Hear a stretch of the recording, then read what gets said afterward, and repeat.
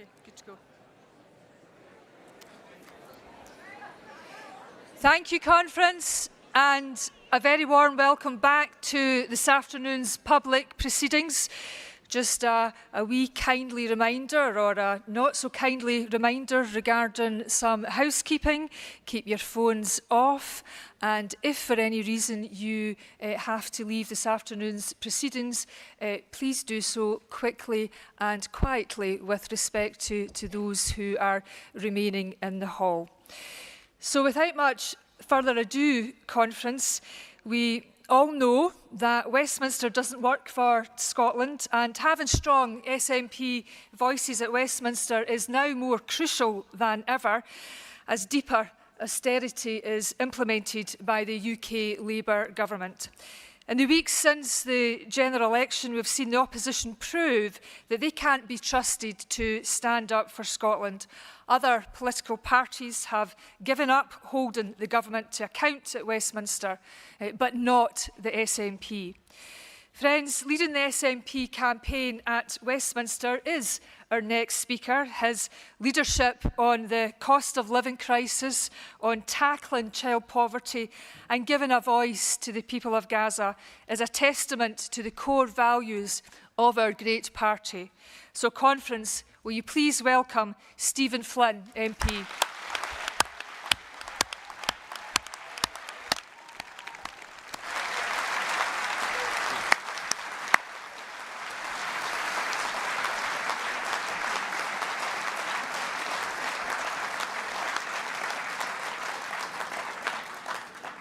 Thank you all. You're so very kind as always. Now, conference, if you'll allow me, I actually want to begin my remarks with a personal congratulations. Just yesterday, my dad, the best man I've ever met, he became the leader of Dundee City Council.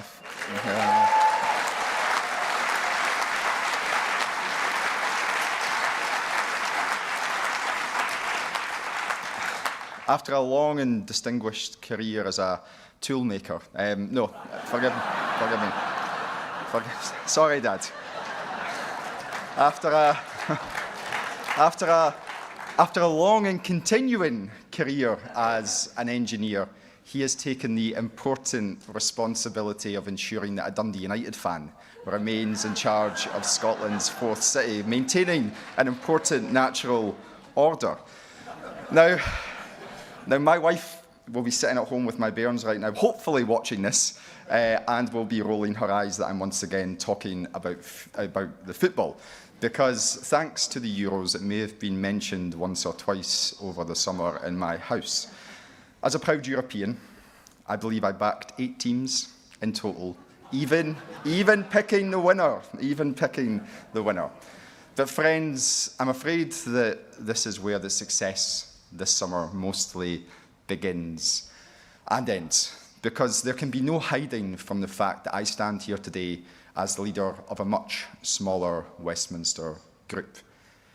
8 short weeks ago, we lost dozens of good colleagues and we lost the election. In this room, we all know and we all understand that hiding from that harsh reality will fix nothing, because the right response never lies in easy excuses. The only right response is rooted in reflection and responsibility.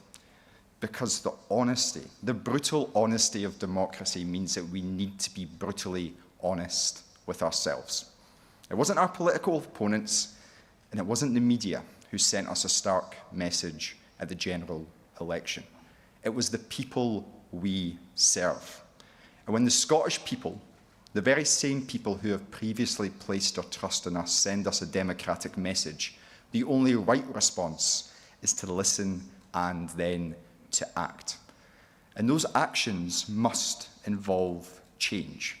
The change of knowing that we must reroute ourselves in the priorities of the Scottish people, the priorities they are telling us we have moved away from.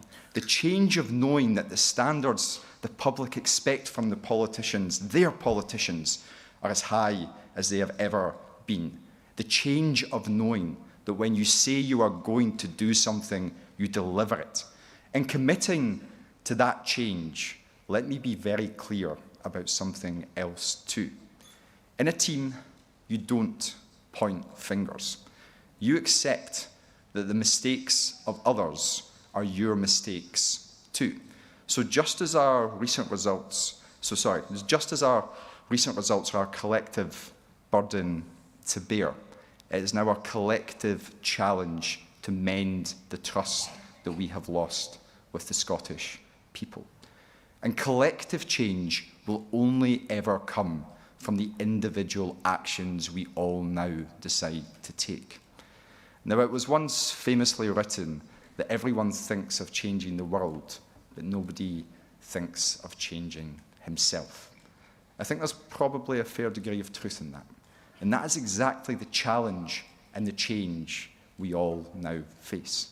Embracing the humility and honesty of defeat in order to renew our relationship with the Scottish people, showing that we can speak again to their aspirations and that we have the competence to deliver for them and their families, reimagining our offer and re-earning the right to represent them. And yes, still being honest with all of our people that we firmly believe that independence remains the road to a better future. That is a path to recovery for this party, but more importantly, that is a path to delivering for the people we serve. And friends, we must remind ourselves that whilst the sea has flowed back, our tide mark remains. And collectively, the SNP will not just rise to that mark again, but united we will surpass it. And that is the hope that must lead us forward together.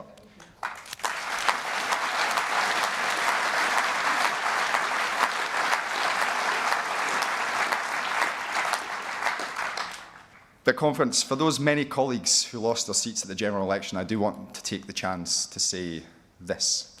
The result was no reflection on their individual work.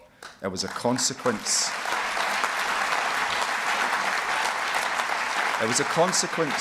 of circumstances far beyond their control. Because on fighting for Scotland's democratic right to choose our own future, on opposing Westminster austerity, on calling out the madness of Brexit and rejecting the racist race to the bottom on migration, on stopping Boris Johnson's illegal lockdown of Parliament, on standing up for the WASPI women, and in being the first to call for a ceasefire in Gaza, our colleagues did this party and Scotland proud.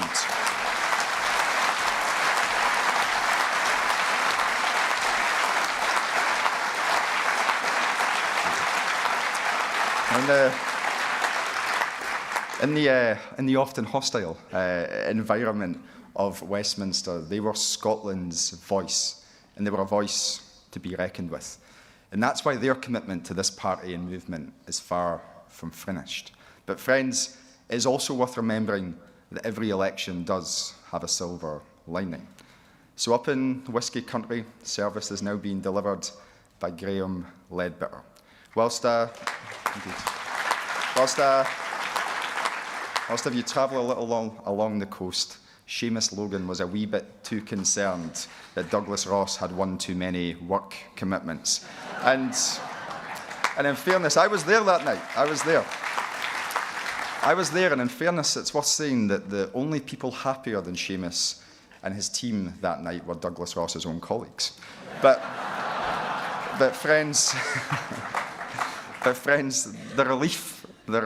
palpable relief of getting rid of the Tories has been rapidly replaced with the stark reality of a new Labour government. And for a moment, let's give credit where it is due. There is no denying that Labour ran a very effective political campaign.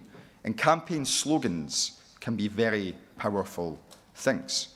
Change was a powerful, simple, and winning slogan. But for many people in Scotland and beyond, it was more than just a word. It was a promise. The promise of totally transforming the way in which politics works after 14 long years of the Tories. And it's that promise which is already being pulled apart. Because only 8 weeks on, that hopeful promise of turning the page on the Tories has been replaced with the new Labour promise of a painful politics. And we've already seen the preview. Keeping the two-child benefit cap, cutting the winter fuel payment, energy bills heading up 10%, and laying the ground for a new era of austerity. And the Prime Minister, the new Prime Minister, is all too eager to assure us that the worst is yet to come. You will all know that one of the oldest sayings in politics is that you campaign in poetry and you govern in prose. Labour's gone one step further. They've decided to campaign in poetry and govern painfully. From the poetic promise of change to things can only get worse. Taking a hammer to public services seems all too apt for the tool maker's son. Now,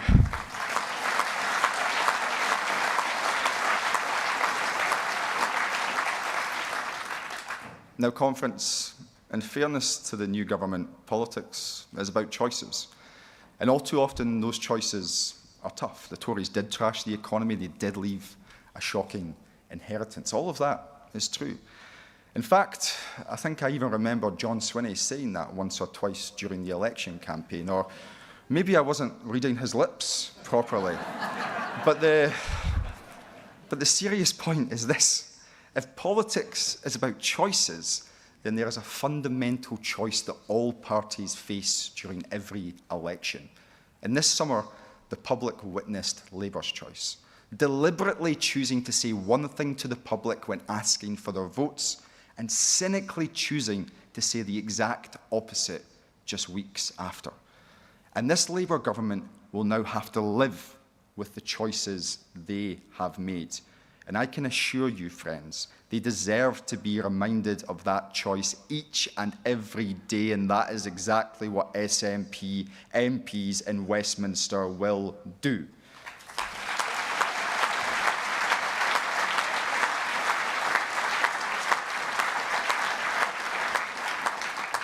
And friends, I know I'm not the only one thinking that the early positioning of this new Labour government sounds all too familiar. For instance, listen to this.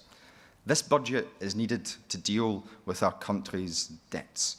This budget is needed to give confidence to our economy. This is the unavoidable budget.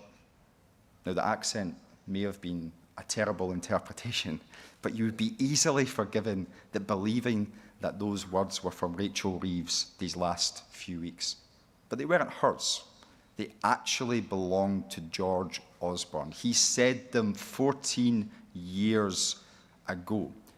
So delegates, the Westminster roundabout has turned full circle. The same political lines and the same political choice to impose austerity. Rachel Reeves and George Osborne, the architect and the apprentice of austerity. And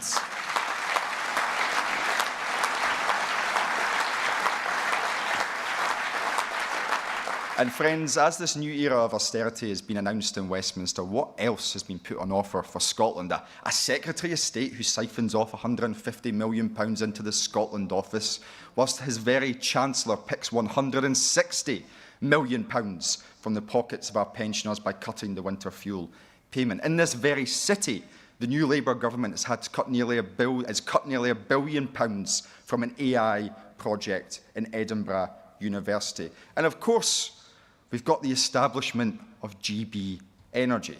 Friends, that's a film that we have all seen before, is it not? Westminster casting its gaze north to Scotland's resources with pound signs rolling in their eyes. Well, let's remind them here and now that whilst they may brand it GB Energy, we all know that it is Scotland's energy.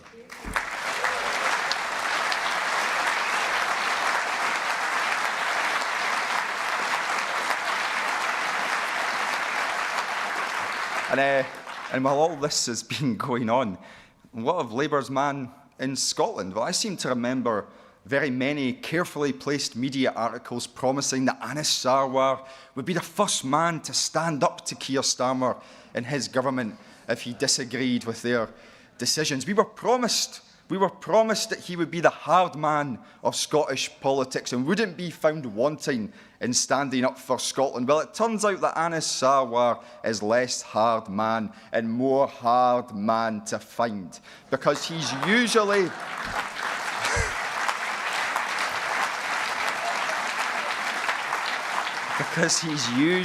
tucked away, is he not, trying to think of the latest excuse to justify another broken promise coming from his masters in London. In conference, on a serious note, in conference, when it comes to Anis and his arguments, I think it's time to put one thing to bed. If you are a unionist, if you believe that economic policy should be primarily set in London, please stop this nonsense that the economic and budgetary position in Scotland is somehow nothing to do with Westminster. You cannot on the one hand boast about the so-called broad shoulders of the union, whilst at the very same time wash the other hand of responsibility for the austerity that same union imposes. Labour are not being honest with the public about the seriousness of the situation we face, and the situation demands better. In fact, what it demands is experienced and principled leadership. Now, the new Prime Minister rightly talks about politics returning to the service of the people, and its absence in Westminster has been all too obvious for all of us. But the world does not begin and end inside the walls of Westminster. There have been politicians on these aisles who have always held true to the trust of genuine public service, because we all know that John Swinney is the living embodiment of a politics of service. All his adult life has been dedicated to the purpose of this party, alongside a clear-eyed commitment to his country and its future. There is no man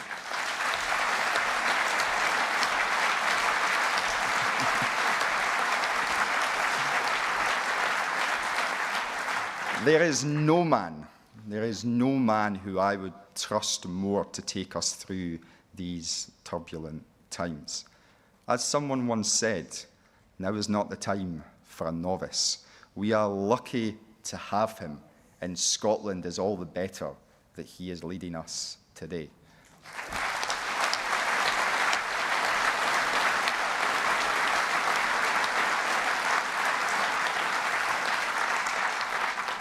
And friends, the patient and purposeful leadership of our First Minister should also inform our primary belief in independence, because it's that patience and purpose that will complete the last hard yards of realising that future. We should be honest. It has never been and never will be a seamless path to self-determination and independence. And at times over the last few years, we should probably admit that we were guilty of giving that impression. Now, I understand why that happened. Sometimes the non-stop nature of modern politics fed the strategy of one last push. But the intense immediacy of that narrative doesn't serve the need for patient persuasion of those who we still need to convince. And it does something else too. It distracts us from the bigger trends and the broader sweep of history. Because in truth, real and lasting patterns in politics aren't shaped and defined by any one day or by any one election. And when we step back for a moment, when we pause, the bigger pattern and the bigger picture of Scottish politics comes clearly into view. And it shows that amongst the massive electoral swings in Scotland since the independence referendum 10 years ago, there remains an underlying stability in Scottish politics that neither of us, nationalists or unionists, have been successful yet in convincing the public, the overwhelming public, of the case for either independence or for the United Kingdom. Now, some people may present that as a negative, of the argument of being stuck. But in reality, I think it actually reflects a deep faith in Scottish democracy, the wisdom of a population who will decide our democratic future when they alone deem the time to be right. And in that context, we must always be willing to reach beyond our own comfort zones, beyond our own boundaries, to listen to and engage with those who do not yet share our vision. After all, friends, we must never lose sight of the fact that just as it is our Scotland, it is their Scotland too. And building a nation fit for the future is a responsibility that all of us together share. And conference, when we consider that bigger picture, we should always take heart and hope from the fact that half of our population still believes that independence remains the most desirable destination for Scotland's future. That remains an unprecedented opportunity, because in the ongoing argument between the Westminster status quo or a new Scotland, we still hold trust and faith that the strength of our argument will win the argument, and it will be our future. No matter how many speeches the new Prime Minister makes, the fundamentals won't change. There is no fixing the foundations of broken Britain with a Westminster migration policy that ignores its economic benefits and demonises some of the most vulnerable people on the planet. There is no fixing.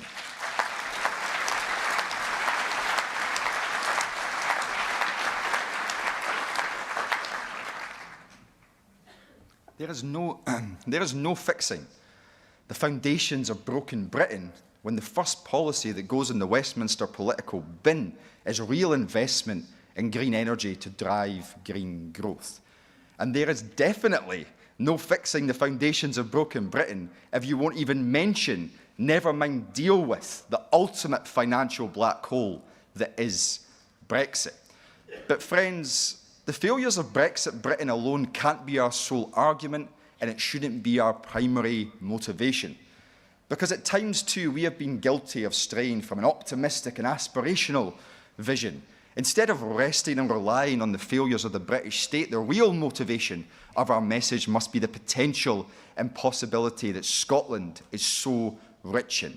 We can't get stuck in the cycle of constantly lowering expectations instead of raising hopes. Our argument, our belief, and our offer to the Scottish people is that Brexit Britain is not as good as it gets. We believe that decisions made in Scotland for Scotland can deliver a better future for all of Scotland, that becoming a normal independent country in Europe can meet our people's needs and their aspirations, that it can deliver the basic belief that the next generation can and should aspire to a higher standard of living and a better quality of life than that which came before. These are simple things, friends, but they are the most important things of all.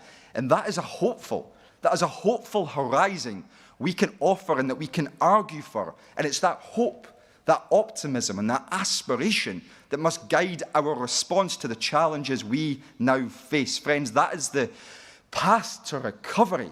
It is the route to real change, and ultimately it offers us the best road to independence. Thank you very much.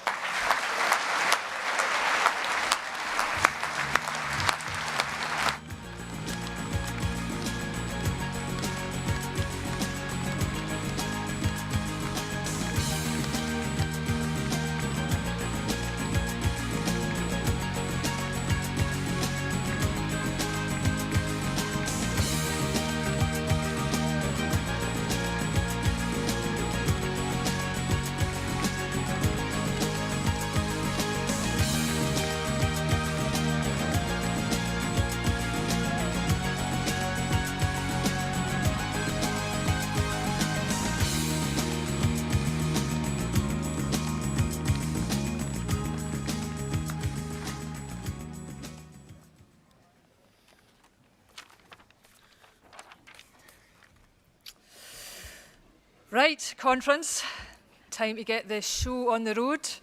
You've heard what our leader of the Westminster Group has had to say, and we've all got work to do, and we've got work to do this afternoon as we now move to the resolutions. Now, we have a number of resolutions this afternoon, plus one extra resolution that we did not manage to attend to yesterday. So, I am looking for your full cooperation as we proceed this afternoon, and request that people work hard to maintain the time limits so that we're fair to everybody. So just one little word to draw your attention to. If you look at the resolution number 7 in terms of ending Westminster austerity, can I say that that resolution has not been proposed by Falkirk South Branch. It's actually proposed by Colette Stevenson, MSP, and Bob Doris, MSP. And with much apologies, there's been a printing error, so you can score out the last paragraph in that motion. So if you score out, it's on page 16, if you score out the last paragraph. So if, in terms of those people who are leaving, if you're able to do that quickly and quietly, that would be very much appreciated indeed. And can I invite Colette Stevenson, MSP, to come to the stage and please move the resolution. Can we have a warm welcome for Colette, please?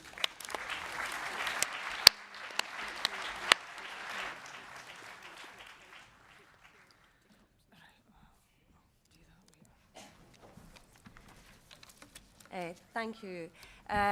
Good afternoon, conference. The austerity regime imposed on us by successive UK governments has stifled our nation's potential. Since 2010, we have witnessed the devastating impact of Westminster cuts on our communities. Enough is enough. The austerity regime that has been imposed on Scotland for the past 14 years must end. Politics, as we know, is all about choices. And while successive UK governments have chosen austerity, the SNP has chosen to deliver a progressive tax system so that we can invest more in our public services and build a more socially just Scotland. Delegates, it was the SNP in government that created and rolled out the game-changing Scottish Child Payment. Recent Scottish Government statistics show that more than 325,000 children are benefiting from this payment of over £26 per child per week to help low-income families. Of course, our SNP government is working with one hand tied behind its back, so it is, with Westminster controlling most economic and welfare powers. We all know what the Tories are about.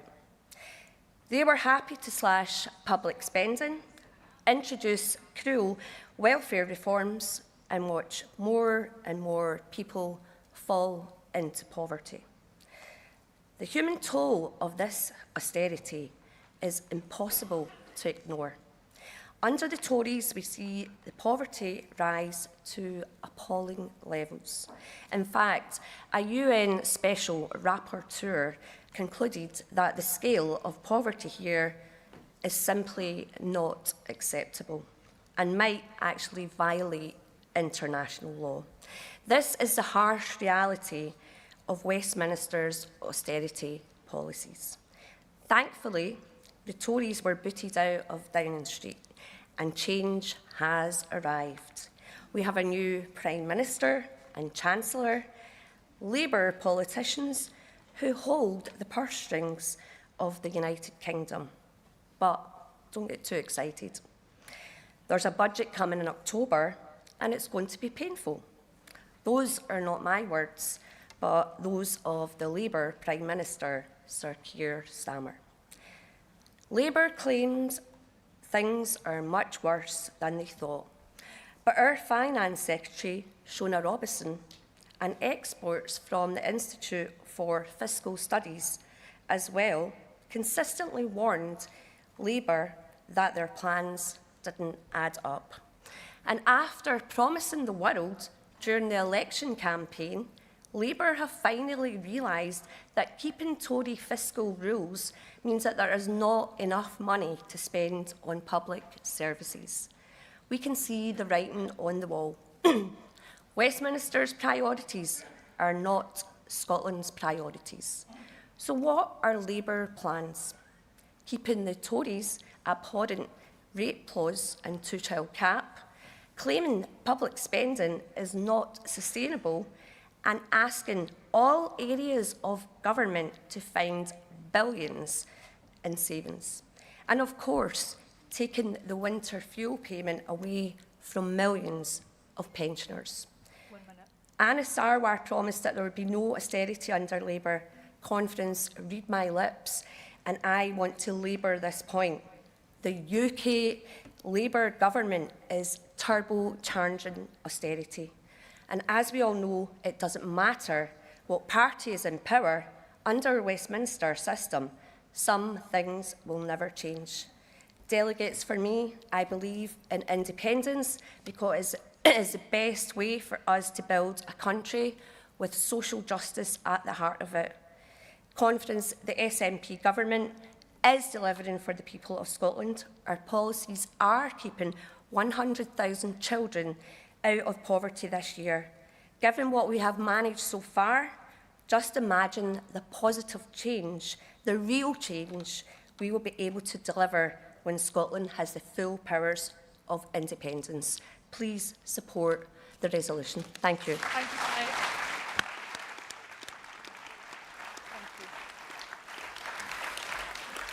Thank you, Colette. That was perfect timing. Can I now invite Bob Doris, MSP, onto the stage? Can we give Bob a wee warm welcome?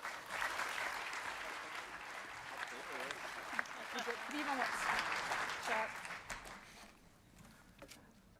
minutes. Conference, there are two things we must remind both UK Labour government and their branch office here in Scotland of. Now, they will both know these things very well, because we heard it repeatedly during the Labour election campaign, and that is cuts have consequences and continuity just won't cut it, and how right they were. What they didn't tell us was those cuts would be wielded by a Labour axe directly at Scotland's budget.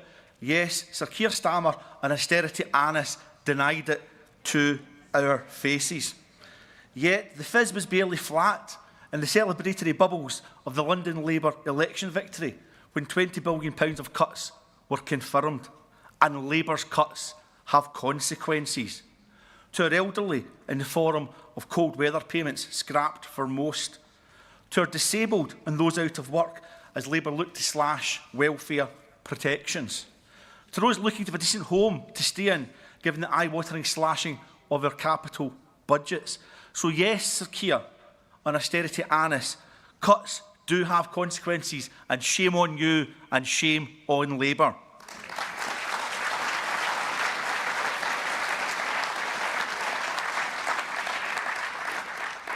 We all know Labour is committed to following UK Tory fiscal rules and spending limits, and that continuity just won't cut it either.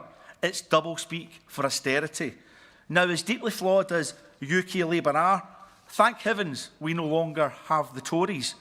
But is it any wonder the expression red Tories is increasingly used to describe Labour? Because cuts wrapped up in a Labour rosette are just as damaging.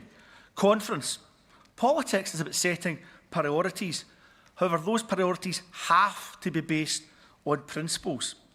The SNP's principles have prevented 100,000 children being placed in poverty. It has supported families with record levels of childcare. It's ensured learners from low-income households are far more likely to go to university than ever before. It's supported households to meet their rent to mitigate the bedroom tax. And despite all its self-evident challenges, it's ensured that NHS is the best performing in the United Kingdom. But, Conference, Labour austerity is putting at risk the gains of devolution. If devolution is now simply about trying to mitigate the worst aspects of Westminster rule under both Labour and Tory governments, then the case for independence has never been stronger. Now, we must build trust with all those who lent their vote to Labour or who stayed at home on July the 4th. And in doing so, forefront of rebuilding that trust must be to challenge austerity of UK Labour. It must be at the heart of it, because Labour cuts, they have consequences. Support this resolution, please, Conference.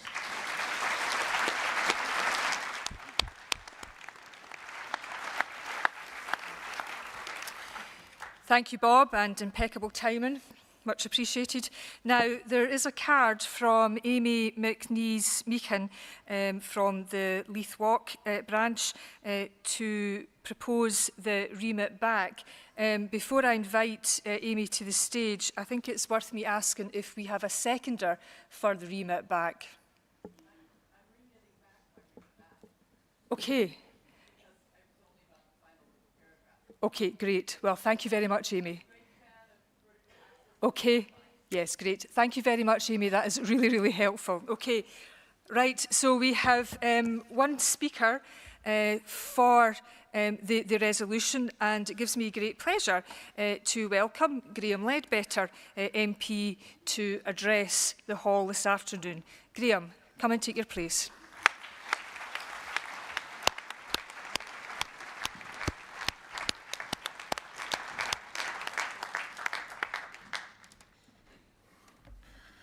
Thank you, Chair, and friends. It's not my first conference as a delegate, but it is my first conference and my first speech as a Member of Parliament to conference.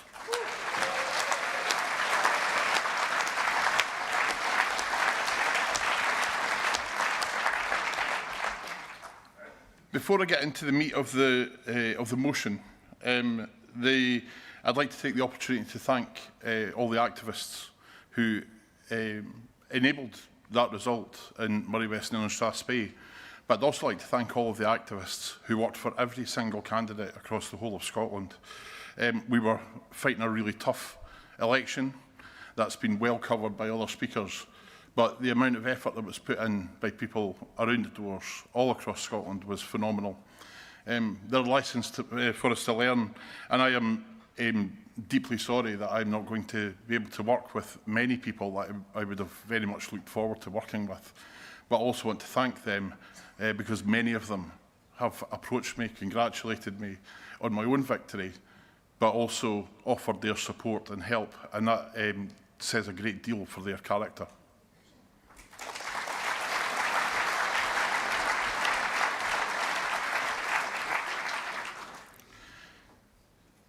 The election result was disappointing for us, but it did finally deliver an end to Tory rule that has decimated public services. 14 years of austerity.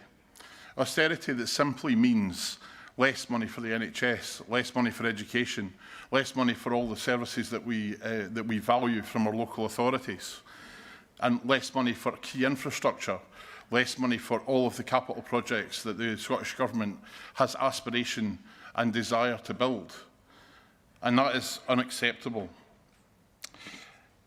Across every part, I see public services that have been stripped bare because of harsh cuts imposed by the Tories. But then the experience of the last few weeks, and the one that sticks with me in Westminster, is Labour MPs, new Labour MPs from Scotland, lining up and cheering their Chancellor as she shouted repeatedly in her statement, "If we cannot afford it, we will not pay for it." Regardless of what they were saying that they wouldn't pay for, even when it came to the winter fuel allowance.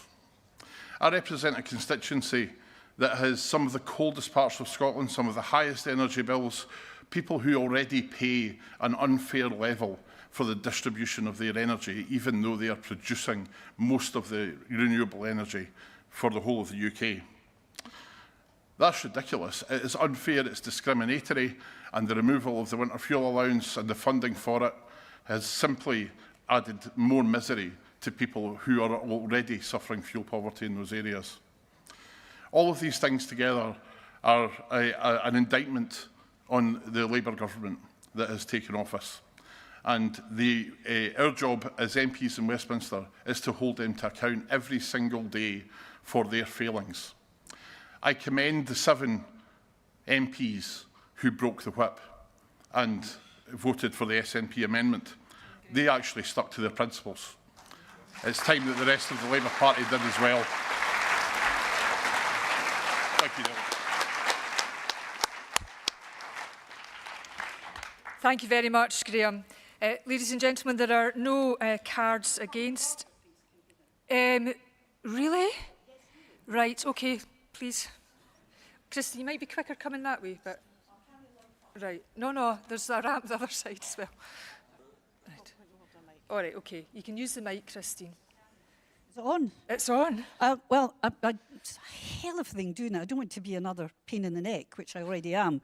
But I was concerned that you said that was only a card that was in to speak to that. Now, I had one in. I'm not seeking special privileges, but were there other cards in to speak? Because I've heard other people saying they're putting cards to speak and they've been told no other cards have been put in. I'm sure it's an error, not conspiracy. It's an error. Clarification. I promise it's an error. Thank you.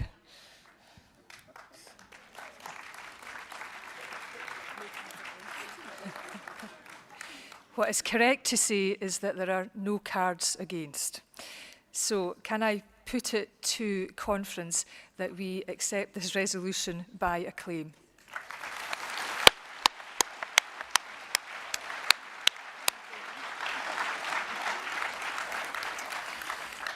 Thank you very much. Now we are moving on to resolution number 8. That's the review of emergency service control in island and rural communities. And can I invite Chris Abel to come and move the resolution, please? Give Chris a welcome.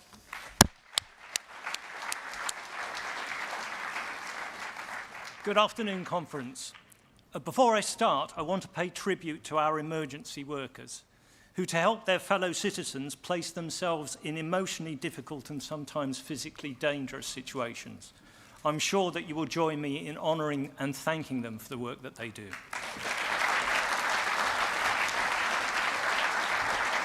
I worked full-time as an island GP, so I'm going to talk about the emergency response that I know best. 25 years ago, if you were off the beaten track needing urgent out-of-hours medical help, you would telephone the local on-call GP. They had detailed personal knowledge of the geography, the community, and the services and skills available locally. They knew exactly where you were, how long it would take to travel, how difficult it might be to move you, and how long it would take to evacuate you for a specialist hospital treatment. They could organise an appropriate local response, usually by talking to people that they knew personally, aiming to minimise delay, knowing that this could lead to rapid deterioration and that the less time spent locally, the better the outcome would be. This is a very appropriate response for rural or island locations. Quick and flexible, it uses the people and skills available on the ground, and it is an efficient approach to the small number of emergencies which occur. It is just not reasonable to have the full range of emergency services sitting around in every remote community waiting to turn the blue lights on 8 or 9 times a year. Effectively, however, this flexible local response no longer exists. It is not supported by the protocols and guidelines which have been developed to manage demand in densely populated areas and which are now applied across Scotland. So, in 2024, if you are still looking for medical help from out in the sticks, you must dial 111 and your call will be dealt with at a national call centre. The assessor will have no detailed knowledge of your location, no understanding of the local difficulties or distances involved in travelling, no knowledge of the local resources available, and no appreciation of the time it might take to evacuate you. If a face-to-face consultation is recommended, 111 will tell you to travel to a central location or wait for a home visit. They will pass on your details to an out-of-hours service provider. These are independent organisations set up to relieve GPs of the requirement to provide out-of-hours care. They typically cover quite large areas and are often staffed by clinicians who have no detailed local knowledge and no local contacts. And you can't bypass 111 by calling 999. To ensure their very commendable, extremely rapid response, 999 calls are answered by the first available emergency operator, who could be anywhere in the UK. Again, they are likely to have no understanding of the remoteness of your location or the local resources available, and unless your problem ticks all the boxes on their emergency response protocol, you will just be referred back to 111. In remote and island situations, these arrangements do not necessarily work very well, and they cause significant problems. Misunderstandings about geography, locations, and travel times are common. Inappropriate advice and suggestions to use resources which are just not available may be given. The complex chain of information passing may lead to incomplete or misleading information. Frustration and anger often arise, and these can cloud decision-making. Most importantly, there can be delay, and it bears repeating that when we're dealing with serious illness, delay is dangerous.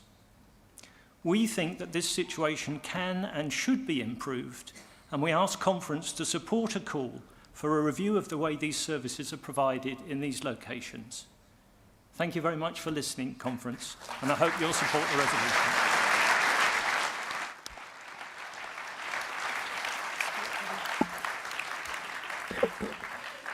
Thank you very much, Chris. And can I now invite Scott Curry, who's going to second the resolution. Hello, Scott. Warm welcome.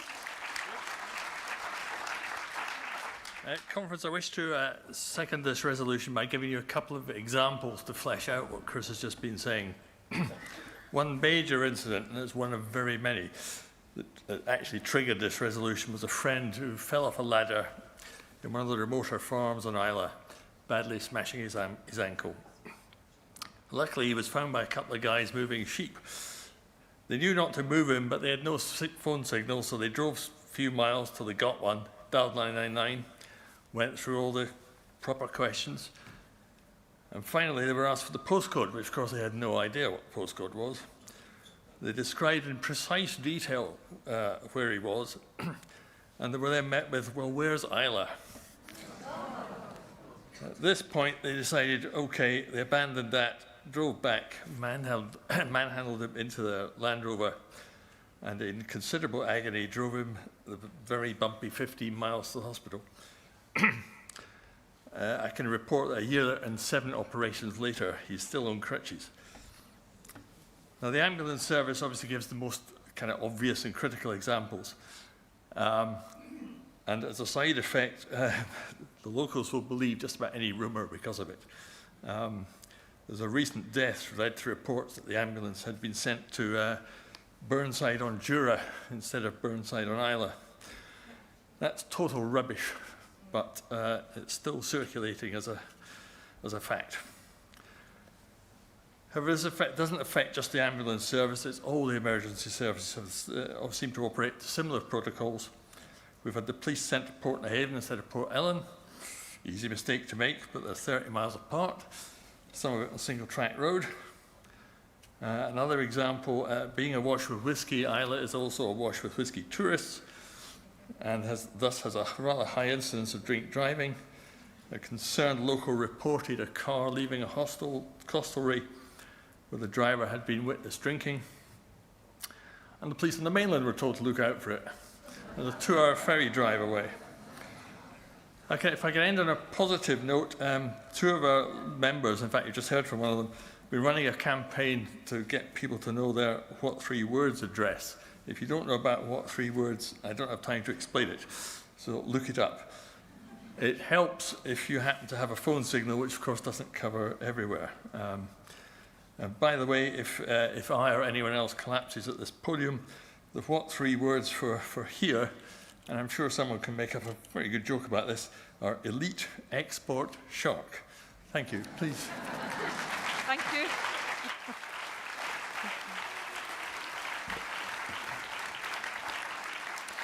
Thank you very much, Scott. And can I now invite Sandra Taylor to the podium.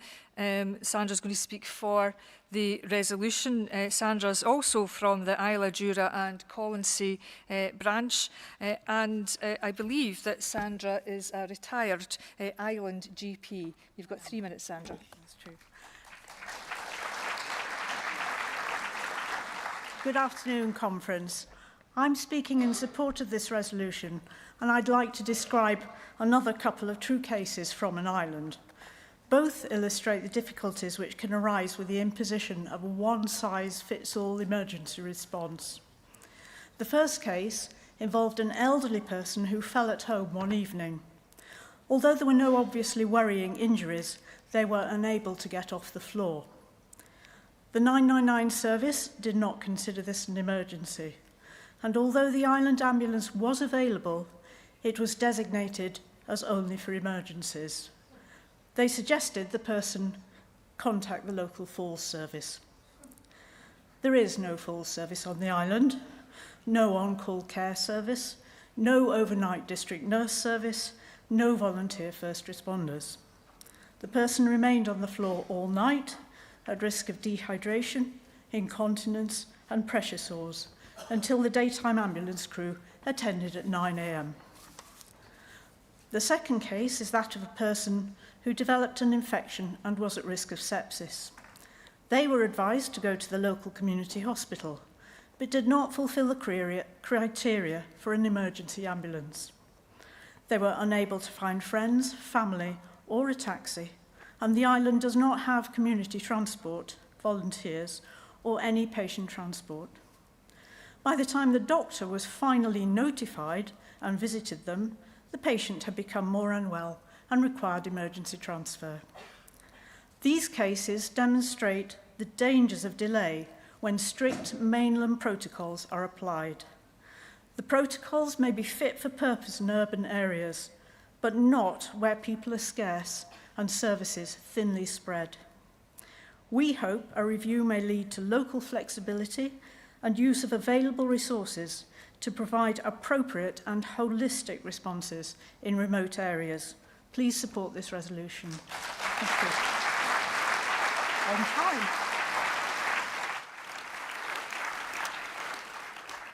Conference, there are no cards to speak against or indeed remit back, and can I put it to you that we accept this resolution by acclaim?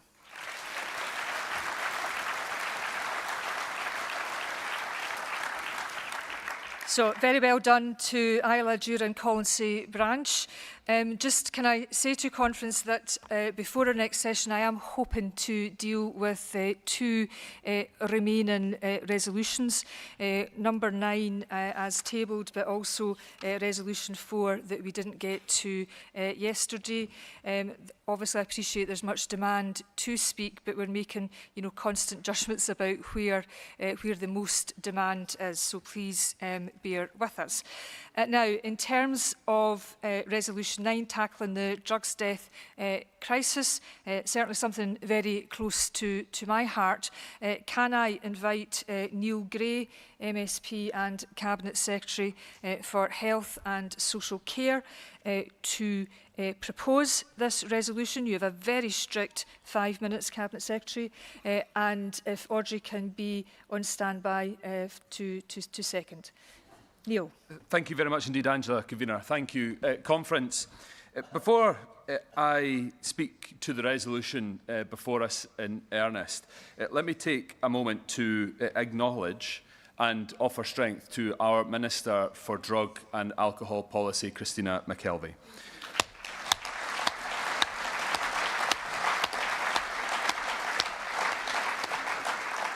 Friends, I don't need to tell you, Christina is the best of us. She is a wonderful colleague. She is a committed nationalist, a diligent MSP and a compassionate minister. She has been there for many of us, and now we need, and she deserves, our love and strength now as she battles cancer again.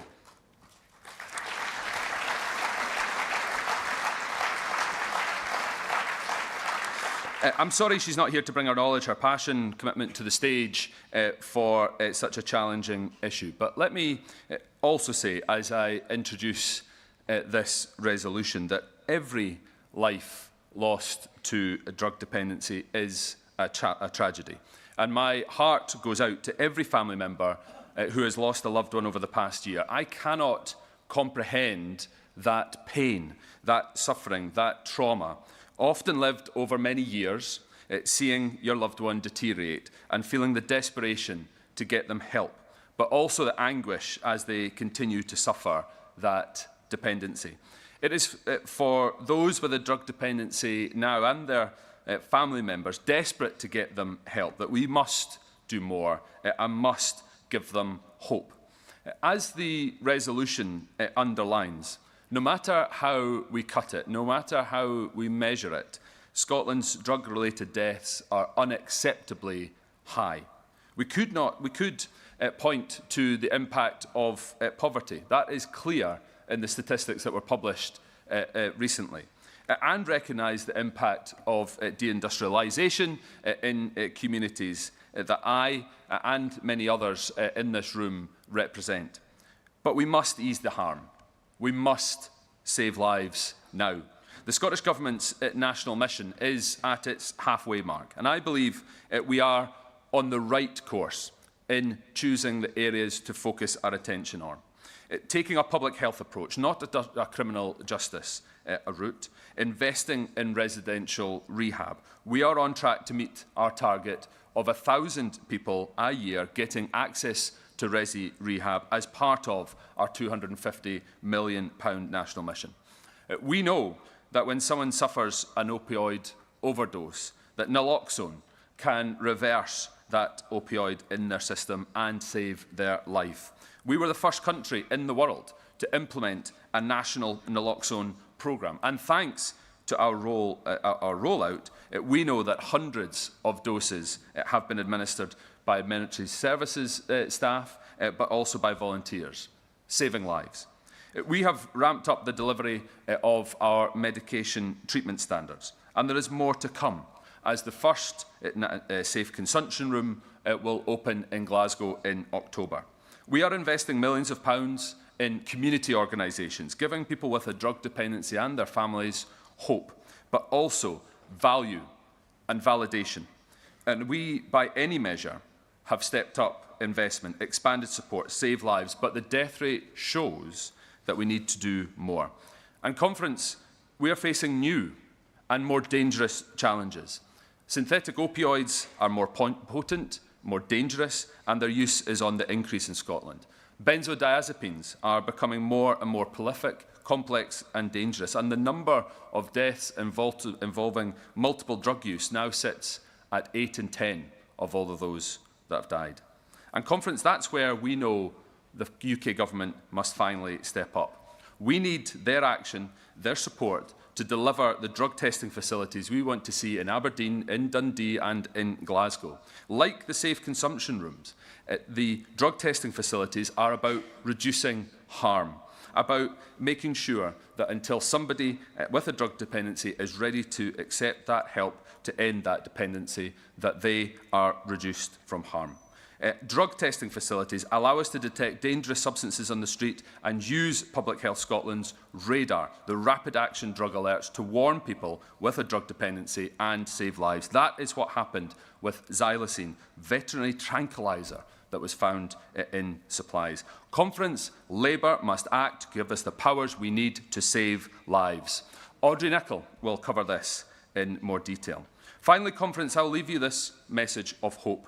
When I visited the Skylark Recovery Project in Dumbarton, I was privileged to meet mothers who had lost children to drug dependency, and some who were supporting their children now with a drug dependency. They were volunteering their time at Skylark to help others, to show other parents they are not alone, to ease the stigma and offer help. They told me that the greatest change that has happened over recent years, thanks to the interventions of the likes of Angela and Elaine and others, was the reduction in stigma, that the help is out there. And that is what we must give people.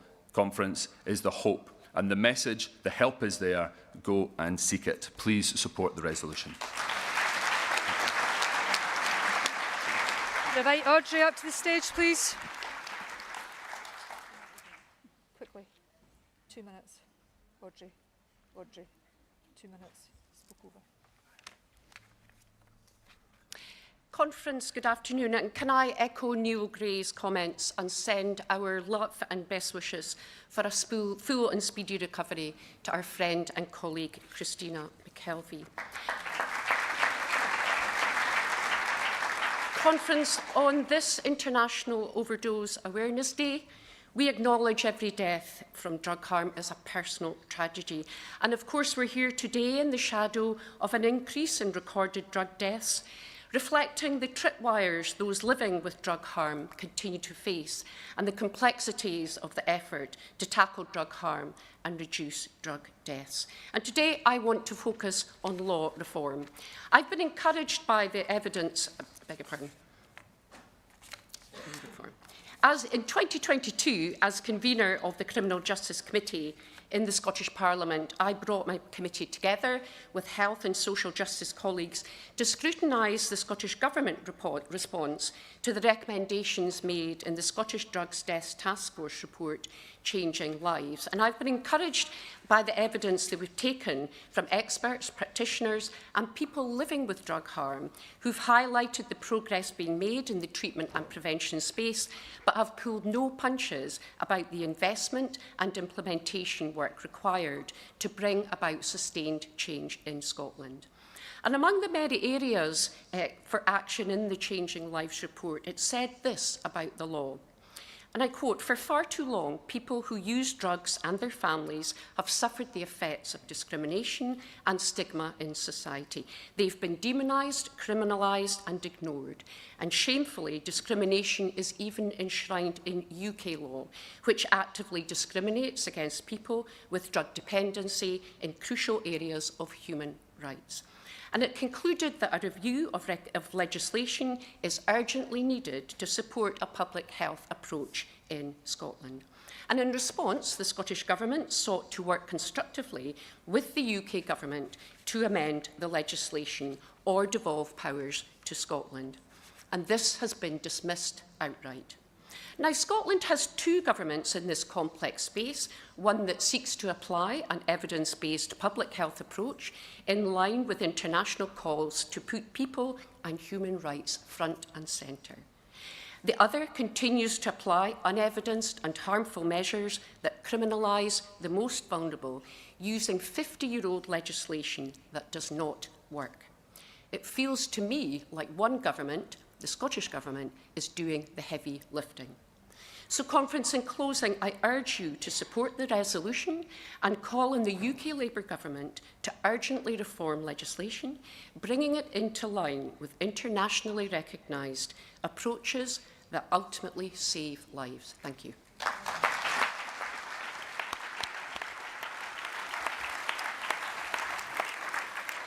Thank you very much, Audrey. And we have 2 cards in to support the remit back. The first card to propose the remit back came from Councillor Norman MacLeod. So if I could invite Councillor MacLeod to the podium, and then Christine Graham, if she doesn't mind, can second the remit back. You've put, yeah, it's the wrong one. Another error, I know. Yeah, you'll be giving me a row. I'll be getting 6 of the belt off Christine Graham. Norman. Thank you, Convener. Colleagues, good afternoon. I would wish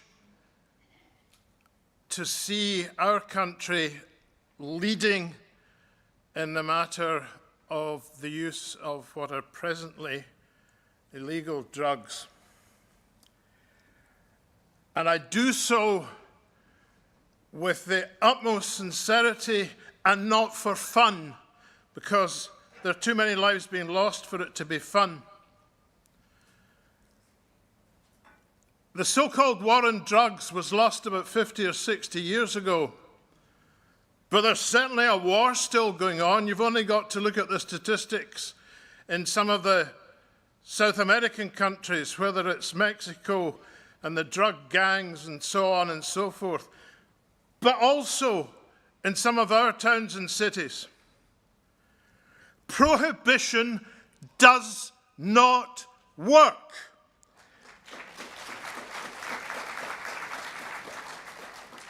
If there's a demand for something, if you'll forgive the phrase, the market will find a way of delivering it. At the moment, what we're saying is, if you have a demand for relaxing or mind-altering drugs, well, you need to go and get it from criminals. The criminals are making lots of money out of this. Even within this resolution, we can see, oh, well, safe consumption. But where do the poor folks have to get the drugs from? From the street. And goodness knows what's in there. So, alcohol, dangerous, easy to get addicted to, between 10 and 20%. Cigarettes, the same, probably more addictive. Cigarettes and tobacco. Gambling, most certainly between 10 and 20% will end up addicted. Similarly with using these drugs. But for alcohol, for tobacco, and for gambling, we control it, we license it, and we keep the criminals out by allowing the lawful purchase.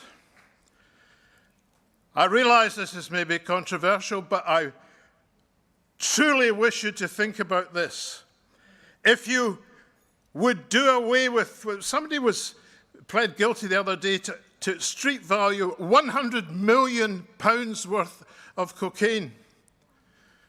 Don't forget, until the mid-1960s, you could actually go into a pharmacist and buy heroin. The demand's there. Let's fulfill the demand through our health services, and let's take the criminals out of it. Thank you very much. Thank you.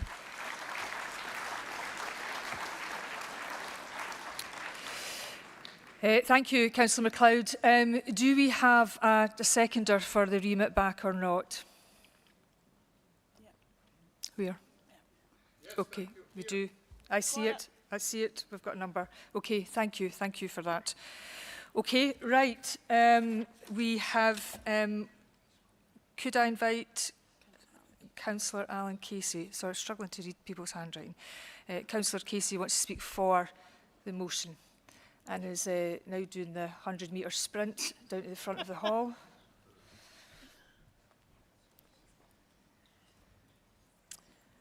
I know Councillor Casey has been very involved in this issue in the City of Glasgow. Alan, over to you. 3 minutes. Thank you, Convener. I don't want to run too fast in case I lost my breath there. I just want to associate the earlier remarks about a colleague, Christina, and I do wish her well in her recovery, hopefully, moving forward. Thank you, Conference, for allowing me to speak on this today. And this motion is a deeply difficult topic and discussion for us as a party and as a country. And as been stated, it's such an important topic to be discussing this on International Overdose Awareness Day. Sadly, our country is still losing far too many people to a preventable drug-related death, and quite honestly, the scale of it should shame us all. We must strive to do everything in our power to deal with this crisis immediately, because simply we cannot afford not to. One death to a preventable drug death is one death too many. In Glasgow, I am the councillor with lead responsibility over drug and alcohol policy, and as Conference has heard, I am delighted that Glasgow has finally won the battle to open Scotland and indeed the UK's first safer drug consumption facility.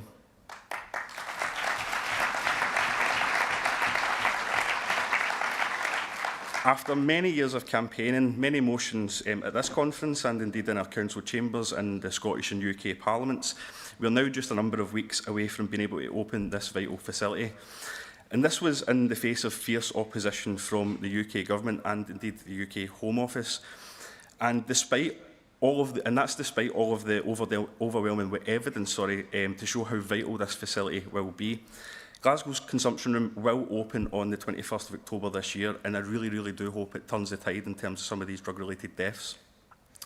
However, colleagues, we do know that a safe drug consumption facility is not a silver bullet, and it has to work alongside many other initiatives to really tackle this drug death crisis. And that is why myself and Glasgow City Council fully endorse the Scottish Government's plans to take a fully public health approach to tackle this crisis and supports the full decriminalisation of drugs for personal use. Conference, the war on drugs has never worked, and criminalising those with an addiction or forcing them into recovery when they're not ready just simply keeps people in the cycle of addiction. And by putting them through the criminal justice system just makes that road to recovery even harder. In fact, Conference, I somewhat agree with Norman, but I think there should have been an amendment put in on this motion about looking at full legalisation, and that's where we should have debated that, but I don't believe that's for today, and I really want us to obviously support this motion today. I on behalf of Glasgow, are working with a number of European cities looking at best international evidence when it comes to full legalisation and regulation, but that's a debate we should be having another day, and we should be getting fully behind this motion. Conference, we need to be more radical than ever before, and as we know, what we're doing just now isn't enough and it's not working. I would urge the Scottish Government to push the boundaries on advocating for serious drug reform at UK levels as much as possible. Glasgow has shown that at a local level we can really make that change, and I hope the Scottish Government can follow our lead. Thank you very much, Conference.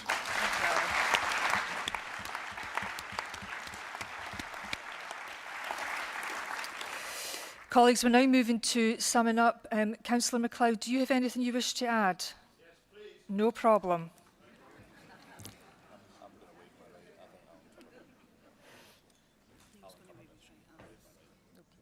First of all, if I may, friends, Councillor Anne Casey, who's just spoken, makes a very fair point. It would have been much better for me to have submitted an addition or an amendment to this rather than this procedure. I apologise to you, Alan, and to the proposers and seconders for not doing so. I'm not going to run through excuses about general elections and the aftermath and all the rest of it. I could have done it. I failed. I apologise.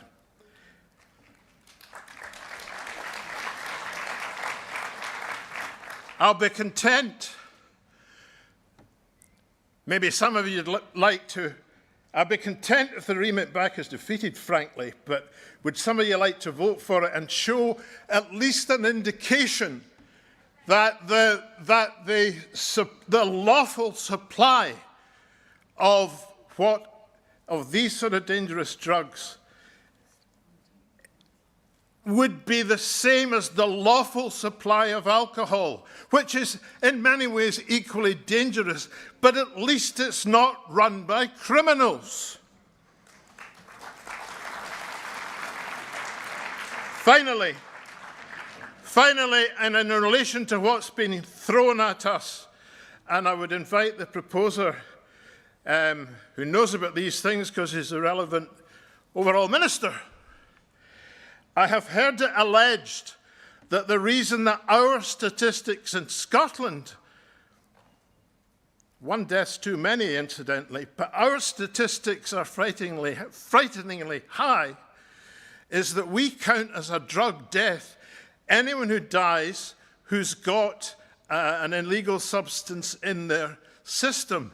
In other places, they only count it as a drug death if it's the illegal substance that directly leads to the death.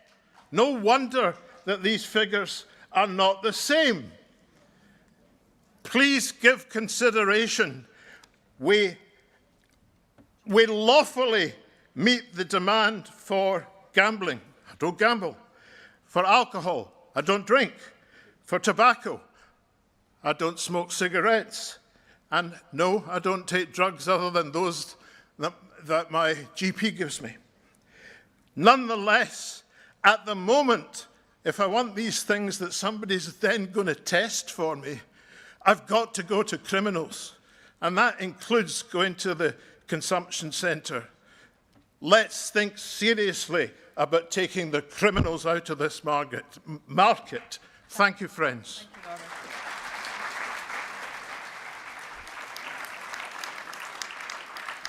Neil Gray to sum up for the motion. Thank you very much indeed, Angela, and thank you to all those who have contributed to this debate. Thank you to Norman, to Audrey, to Alan, and to Alan for his work in getting us to the place where we are going to see the first safe consumption room in the United Kingdom established and working in October. Norman is absolutely right. One death is one too many, and we must be doing everything that we can to reduce harm, to protect people from the drug dependency and offer the support that allows them to move away from that dependency. He is also correct that we do measure our drug death statistics differently, but that still does not explain or account for the fact that ours are much higher. We have a problem that we must address, and the government is committed to doing exactly that through our national mission. The final thing to say is I think Norman himself accepted that the issues with which he put in a very forceful case and a very persuasive case is a debate to be had another day. And I think today we need to accept the resolution before us. We need to back the Scottish Government in the work that we are doing. And yes, as Audrey said, keep the pressure on the UK Government to reform drug laws, short of us having the powers ourselves to take the action that is required. Please support the resolution.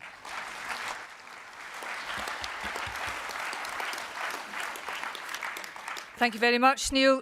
Delegates, we are now moving to voting, and can I ask those who wish to vote for the remit back to raise their hands and show their cards visibly and clearly.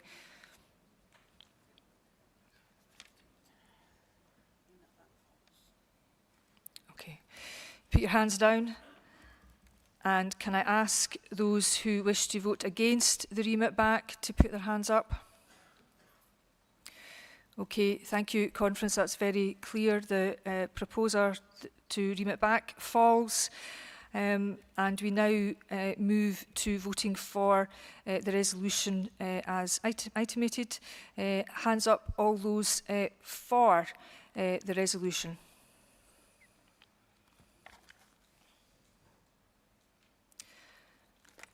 Hands down. And any cards against? We've got a few. Thank you very much. That motion is overwhelmingly passed. Thank you for your cooperation, Conference. Right. Okay, now we are moving swiftly on, friends. We have some catch-up from our business yesterday, which is Resolution 4, around the effective use of tax powers. There is a number of cards in this, so I will ask people to strictly adhere to the time limits. And Simon Barrow from the Leaf branch is going to speak for the resolution. Thank you very much. I'm also speaking as Secretary of the Trade Union Group. Conference, yesterday our party leader and First Minister spoke honestly about the challenges of public finance and the need for fresh thinking. This motion is exactly about that. It's about challenging the deeply damaging austerity mentality of the new UK Labour government following on from the Tories. It's about further creative use of our, yes, limited tax and revenue powers under devolution in order to defend high-quality public services, decent paying conditions and vital investment in Scotland's infrastructure and just transition towards a green industrial future. It will allow SNP councillors to look service users and employees straight in the eye. By passing this motion, we will be signalling a willingness to work in partnership to try and identify short-term to medium-term mitigations and solutions. Because, Conference, there is a mighty autumn budget crunch coming at Holyrood, a potential £250 million worth of cuts. Scotland's capital budget is forecast to fall by 20% in real terms over the next 5 years, a direct result of unnecessary UK fiscal decisions, and this at a time when public services are, we know, struggling and investment needs to be drastically scaled up to deliver net zero.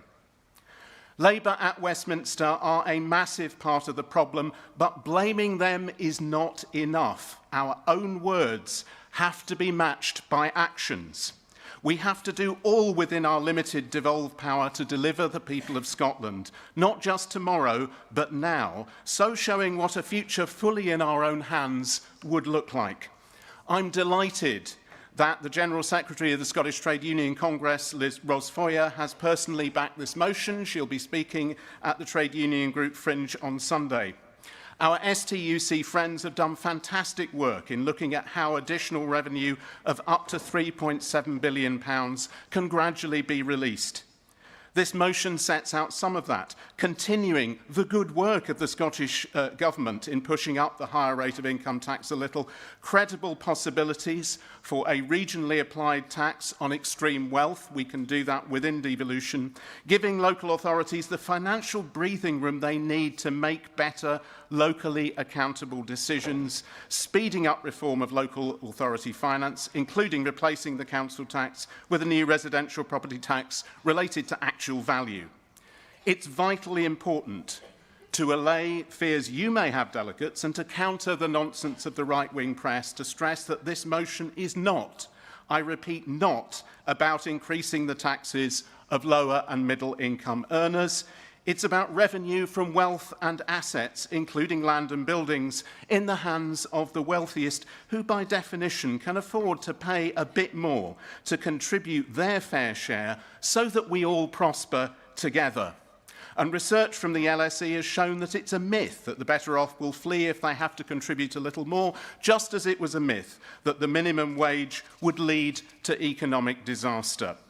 Conference, we are right to attack the hypocrisy and failings of Westminster Labour, who promised Scotland an end to austerity and are now immediately betraying that promise. But, and this is crucial, we must respond from a position of strength and positivity by showing that we are doing the very best with what we have now, that we are listening to our partners in the community, to people who are listening to this debate right now, who are struggling with health and education and housing and other things and wonder how they're going to get through, to those who are producing great ideas that we can take into account, and therefore how much more, of course, could be achieved with the full powers of independence. This is about sending Conference a clear signal alongside millions of ordinary people about the direction we need to head in. Please support the motion and let's continue to work together for a Scotland worth believing in.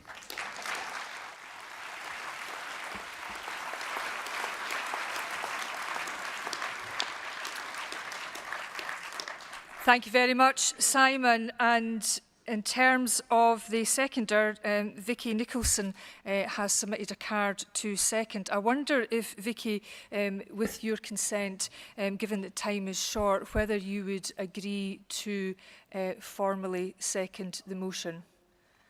Just a question. Is she here? Oh, come on, Vicky. Come on. Warm welcome, Vicky. Thanks very much. Well, I'm honoured to second this constructive motion. Thank you.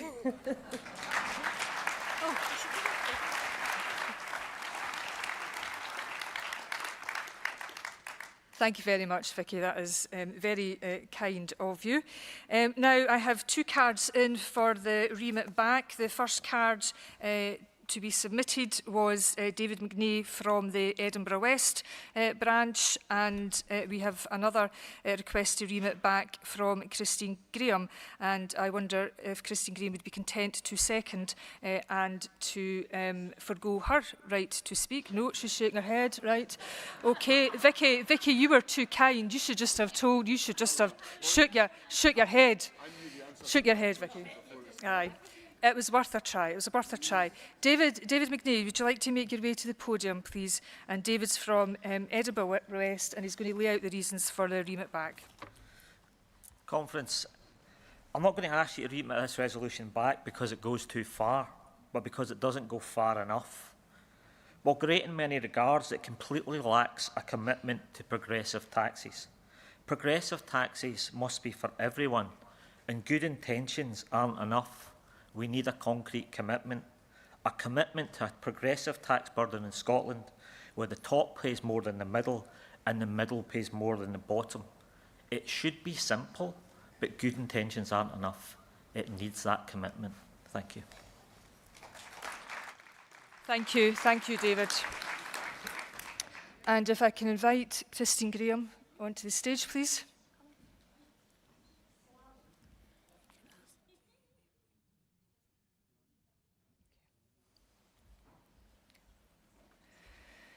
Thank you, Christine. And Christine, you have a strict 3 minutes.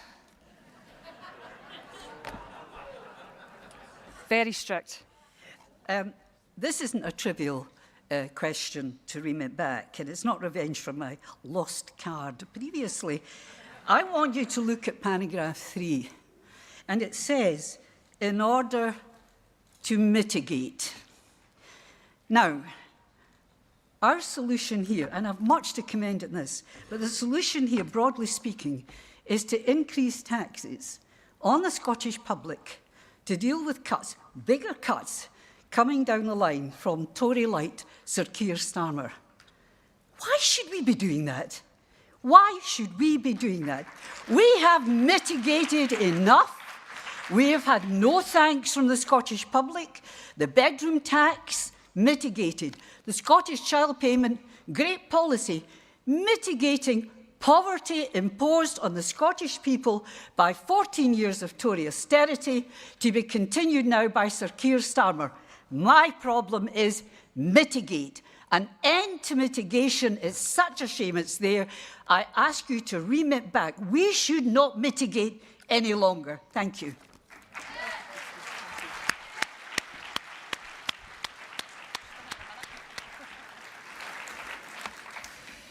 Thank you very much, Christine, and very, very straight to the point. We now move to summing up. Can I check to see whether David McNay wishes to exercise his right to sum up? No. Okay, thank you, David. And therefore, can I invite Simon who I think is making his way. He's going to sum up. Thank you, Simon. Thank you very much. I'm sorry that you didn't get a chance to hear from Vicky Nicholson, who is the new depute leader of the SNP group on Edinburgh Council, and one of a huge number of councillors that we have talked to who regard this motion as vital, because they are the people who, as I said in my earlier speech, have to look people directly in the eye. Conference, I sympathise with the idea that this motion may not go far enough. So let's adopt this motion and then look at how we move from there. But this is about moving forward. Likewise, it's absolutely appalling that we have to mitigate for Tory and now Labour cuts. But remember, this is people's lives. They will not look at us if we say it's Labour's fault and we're not going to step in. And this motion,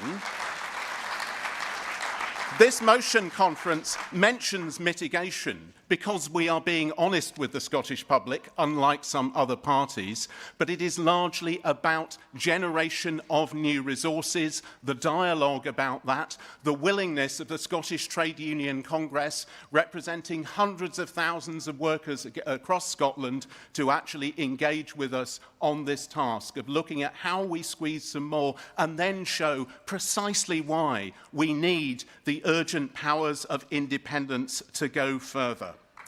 So, Conference, we have a simple choice here. We have a choice of remitting back. You remember when Labour used to abstain when the life got tough and they didn't want to face the decisions? Let's not be abstainers. We're not a party of abstainers. And even worse, if we vote against, we're saying that we don't want to listen and engage. I don't believe that's the mood of this party. I believe that you will reject abstentionism and negativity and instead vote for this positive step forward. Thank you. Simon.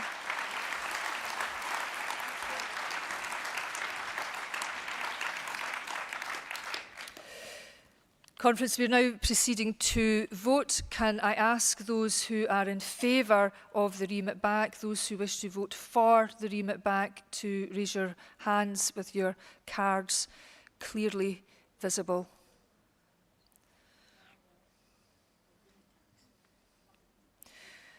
Okay, hands down. And can I ask those who wish to vote against the remit back to raise their cards? Okay, conference, that's pretty decisive. The remit back falls. Now, turning to the resolution, can I ask those in favour of the resolution to raise their cards?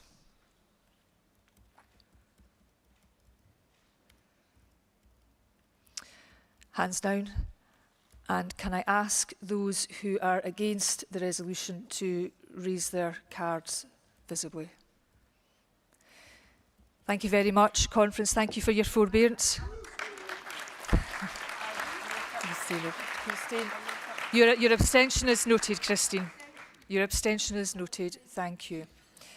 Thank you. Okay, conference, thank you very much for your forbearance. We have managed to make some good progress in terms of catching up with our important resolutions. It is imperative that if resolutions are accepted by the conference committee, that we do our best to address those in the hall. Obviously, that does put some challenges on us all. Now, I'm going to hand over to the National Secretary, who is going to chair the next set of proceedings, which is our second policy discussion. And can I invite Shona Robison to come to the stage.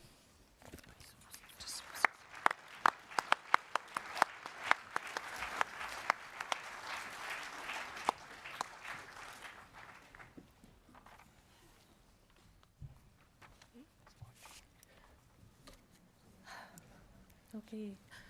Afternoon conference. There is absolutely no doubt at all that these are the most challenging times that we have known in Scotland since our Parliament was reconvened in 1999. And one of the last acts of a failed Tory government was to impose a budget on us in the spring that utterly failed to deliver the funding that Scotland needs this year. And the simple truth is that the last 14 years of Tory Westminster rule have seen austerity resulting in less funding for Scotland's public services. We have repeatedly called for increased capital funding to support investment in our vital infrastructure, to help our NHS and to fund the delivery of more affordable housing. But our block grant for capital is now expected to reduce in real terms by almost 9% by 27-28, a cumulative loss of over £1.3 billion. Imagine how many more affordable housing we could build with £1.3 billion. Conference, we might have expected a different approach from the new UK Labour government. We might have expected that 8 weeks into their term there would be some hope, some sign that things indeed might get better. Instead, we've had the new Chancellor, or as Stephen Flynn called her, George Osborne's apprentice, trying to express surprise at discovering that there's an overspend of over £22 billion in the public finances, which begs the question, where did she spend the UK election? Because it was made very clear, time and time again, that their and the Tory spending plans created a big black hole of £22 billion in the public finances. At every opportunity, SNP election candidates, SNP ministers, and of course our own First Minister in particular, told them and called it out over and over again. Now, it's a shame Labour wasn't listening, but of course they didn't want to be honest with the public. Just this week, conference, the new Chancellor showed just how little anyone in Labour appears to understand Scotland and indeed how devolution works. She tried to claim that the Scottish Government was spending more than it was bringing in, and that was now leading to the difficult financial situation that we have. So let me offer this wee lesson in fiscal policy to Rachel Reeves. The Scottish Government legally has to balance its budget and has done every single year for 17 years. Every year.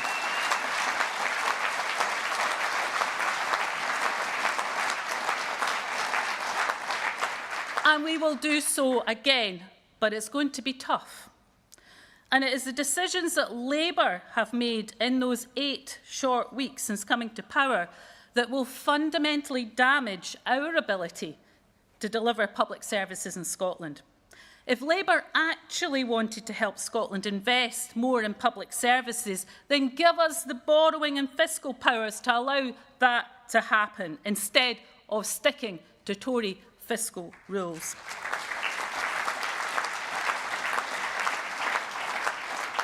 Now, the Chancellor has done one thing that we welcome. I'm a fair person, so let me point out that one thing.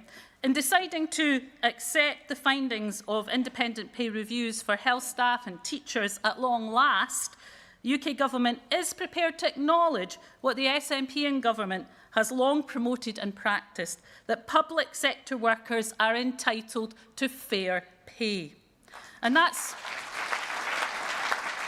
why, Conference, so many of our workers here, including teachers, nurses and police officers, have the highest starting salary level in the UK. So it's welcome. It's welcome, as this acknowledgement of the value and worth of public sector workers is. What is much less welcome is that Labour have not committed to fully funding the awards with more resources, but instead effectively through cuts. And because of how public financing works under devolution, this, of course, ties our hands. Conference, I know you know this, but we need to say this over and over again to our fellow citizens, that for as long as we don't have our independence and the powers of a normal country, our public services will be beholden to the whims of Westminster. As the UK Health Secretary said during the election, he let the cat out of the bag. All roads lead to Westminster.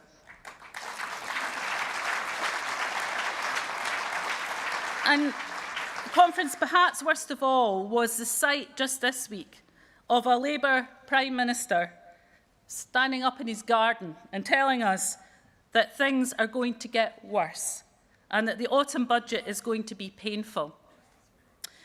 No wonder, after just 8 weeks, a majority of Scots now believe that Starmer doesn't understand Scotland and that less than half who voted Labour in July feel better off. The political headwinds show that with Westminster in control of Scotland's budget, no matter whether the Tories or Labour are in charge, Scotland will be worse off. With limited fiscal powers under devolution, that leaves our government with few places to go. And let me assure you, despite what Scottish Labour like to pretend, we don't have a magic money tree at Holyrood. So the priority for me and my colleagues, particularly Cabinet colleagues Jenny Gilruth in Education, Neil Gray in Health and Angela Constance in Justice, the challenge that we're all wrestling with is this: how do we protect and enhance the public services that everyone in Scotland needs, relies on and deserves, with less money available to provide them? It means that we need to look again at how and what we do to make sure that the money we do have works harder and smarter, and that we are laser focused on delivery of the priorities for the people of Scotland. We need to learn from the innovation in services going on around the country, especially in SNP-run councils. In my own city of Dundee, there's what is known as the Pathfinder project, which has public agencies effectively taking their badge off, working together to support families into work and out of poverty. In the city of Glasgow, there's creative work going on to reduce the number of children going into care. And as someone who worked formerly in the city of Glasgow in social work, it has transformed the lives of some of our most vulnerable families, and they should be commended for the work that they've done.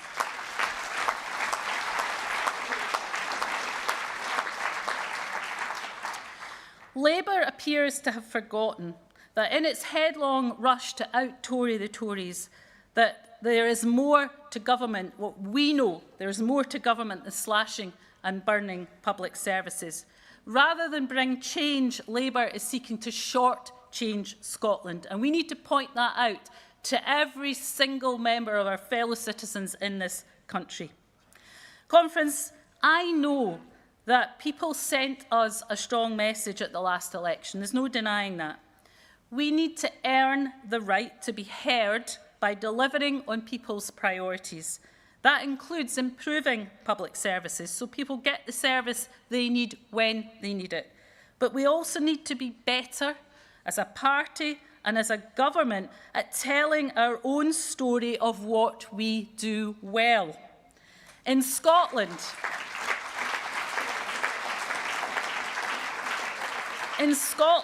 we have more teachers per head of population, more nurses and midwives, more police officers, more dentists and more GPs.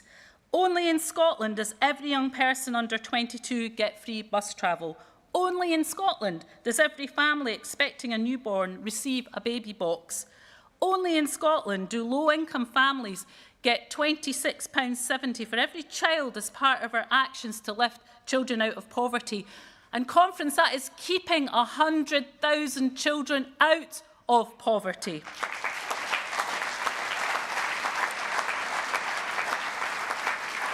Only in Scotland does every person who needs it get free personal care, and only in Scotland does every Scottish student at university get free tuition.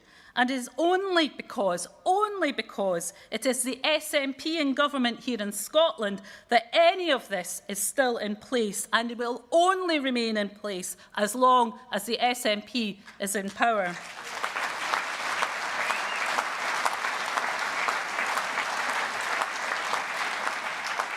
So, Conference, that is a story worth telling.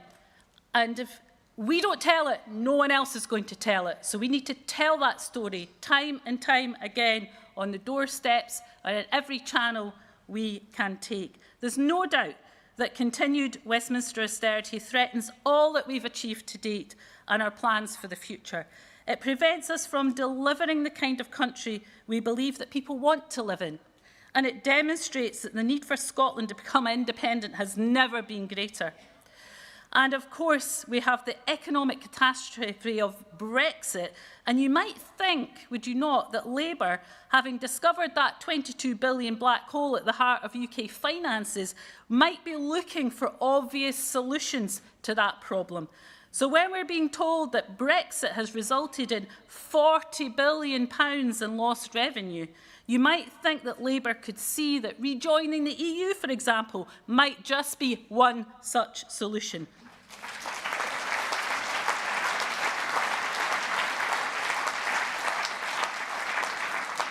But here's the simple truth. Labour doesn't want the better future for Scotland that we want. If they did, they would want to create a future of hope and ambition where Scotland gets the powers, including the fiscal ones, it needs to achieve the higher living standards and the fairer society that are enjoyed by independent European nations just like us. Conference, the SNP will always, no matter how tough it gets, always stay true to our values amid that Westminster austerity. And by working together as a party, by focusing outwards, not inwards, by prioritising what matters to the people of Scotland and setting out how we might use the powers of independence that will improve the services people care about, including the NHS, education and justice. Then, I believe, Conference, we will convince a clear majority of our fellow citizens that independence is, of course, the best future for their country. Thank you.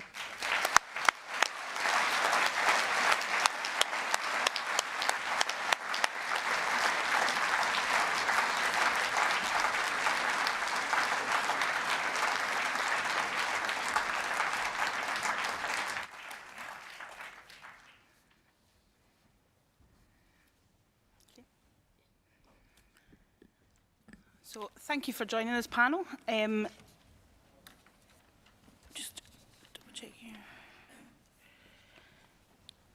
first thing we're kicking off is for each of the CABSECs to explain the priorities, the key priorities in their portfolios at the moment.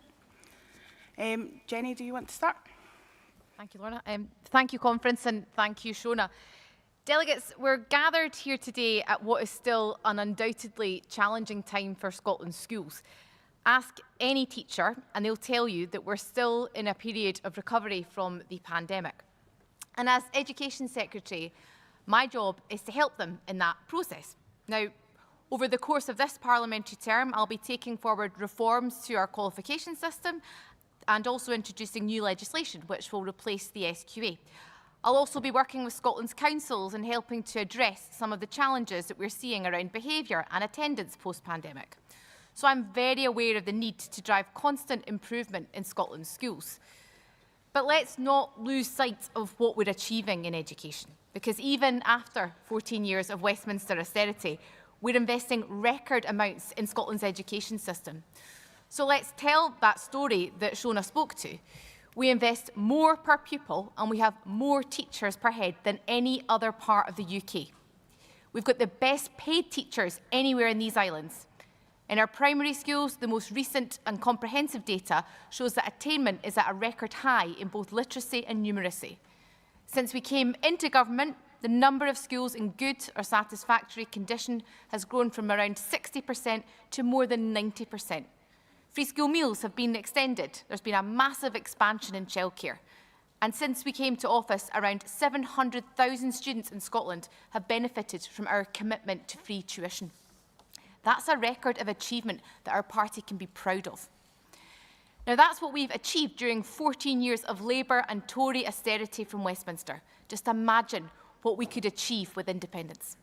Rather than dealing with an attainment gap as a consequence of child poverty, we would be able to take immediate action to wipe it out. We could take decisions to invest even more in our schools, supporting our hard-working teachers even further. And we could create a society that offers a vision of hope to our young people, rather than the relentless misery and decline on offer from this Labour or past Tory unionist governments. That's what this party does best, and even in what, as Shona has said, will be difficult times ahead, that is exactly what we will continue to do for the benefit of Scotland's future.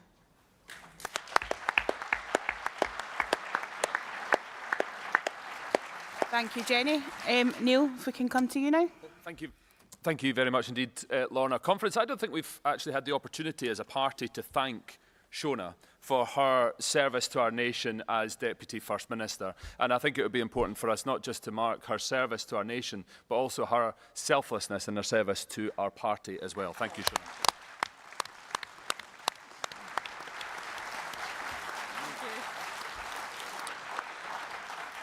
Friends, our health service is our most treasured public institution and one of the most important policy areas for the people that we are seeking to serve. Like all public services, as Jenny set out, not just here in Scotland, but across the UK and beyond, health and social care services are under extreme pressure. Jenny spoke of the COVID impact, and that is very real still in our hospitals, with the number of people hospitalised with COVID, and the impact that it's had on our staff, as well as the cases, the issues that people are arriving at hospital with post-COVID. And we must be realistic about the fact that too many people are waiting for too long for treatment and diagnostic tests here in Scotland. That affects health outcomes, it affects our staff, and it affects our economy and society. And that's why we as a government have prioritised our investment in health and social care services over a number of years, but particularly when the public finances have been incredibly tight over the last couple of years. The budget that I am now responsible for has reached a record £19.5 billion. We passed on a real terms increase in the budget for health and social care this year, while our block grant was cut by Westminster and where the health services in England are being squeezed. And we did that because we reject austerity. We have used our powers to create a progressive taxation system. And if we had listened to the Conservatives, we would have had £1.5 billion less to spend on the investment in public services that we have carried out, like our health services. But it's not just the Tories any longer that want to cut tax for the richest in Scotland. Shamefully, Labour want to follow suit. And Conference, the Labour Party in Scotland has sold out on the very basic principle of progressive taxation, under orders from Keir Starmer. So when they are willing to abandon the very basic principles around taxation that makes their party progressive or not, how on earth can we trust them with the basic principles of our health service? And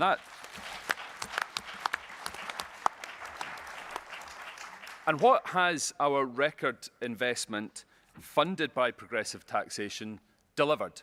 Free prescriptions.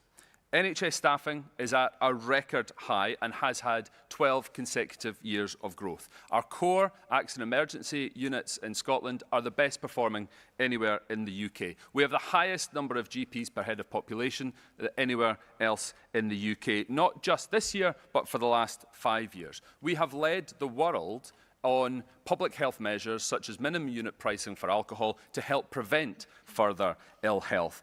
And we have scrapped hospital parking charges in NHS-run hospitals. And goodness knows where my constituents in Airdrie and Shotts would have been if we had not reversed Labour's plan to shut Monkland's accident and emergency unit.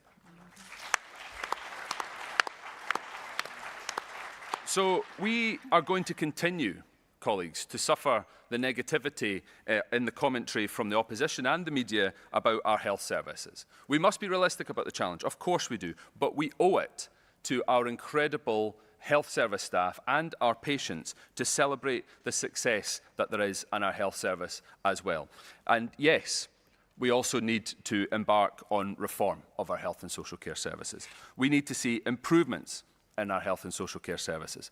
And on reform, unlike Labour, I can tell you this right now, Conference. For as long as the SNP is in power in Scotland, our health service will be publicly owned and free at the point of use.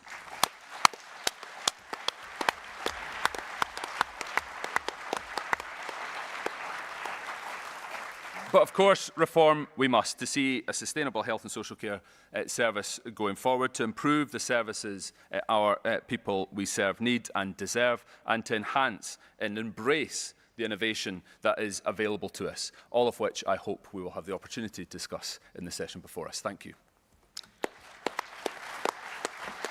Thank you very much, Neil. And moving on to you, Angela. Thanks very much, Lorna, and I suspect Lorna's going to get her own back on behalf of you all by trying to keep me to 3 minutes. It goes without saying that the first duty of any government is to keep its citizens safe. And my overarching priority as the Cabinet Secretary for Justice and Home Affairs is to ensure that Scotland is safe, just and resilient to the challenges that we face now and in the future. And it may seem an obvious thing, but it is important to stress the central role of a well-functioning justice system, because a well-functioning justice system is the cornerstone of a well-functioning democracy, and I think we've seen some of that play out recently. It is a contributory to our missions on equality. There, of course, is no justice without social justice, and, of course, that stability and safety of our nation is a cornerstone of a strong and growing economy. And justice, as with other public services, need to be delivered in an effective and an efficient manner that first and foremost puts people at its very centre. And of course, the challenges that we often face in broader society are often played out in our justice system, you know, whether that's if you go into our courtrooms, social work department or our prisons, you will see the challenges around perhaps education, people who are care experienced, people who are in distress due to mental health. And we can, of course, rightly and proudly say that under the SNP, Scotland is safer today than it was 17 years ago. Overall, crime has reduced by 40% since 2006-07. It's reduced by over 50% since its peak in 1991. And we know that not all crimes will be reported, and that's why the Scottish Criminal Justice Survey is so important, because it shows, it demonstrates that the proportion of the population who have reported being victim or been victimised as a result of offensive behaviour, that has reduced from 20% to 10% over time. So people do feel safer. That's a huge credit to our police force and our police officers and civilian staff, as well as our other justice partners. And we've already heard that persistent theme through all the presentations today, that we have more police officers, teachers and GPs and nurses per head of the population than other parts of the UK. And again, despite the deeply challenging financial times, we are also investing records amount into policing, £1.55 billion. And Police Scotland this year will recruit more officers to their service than in their history since their inception in 2013.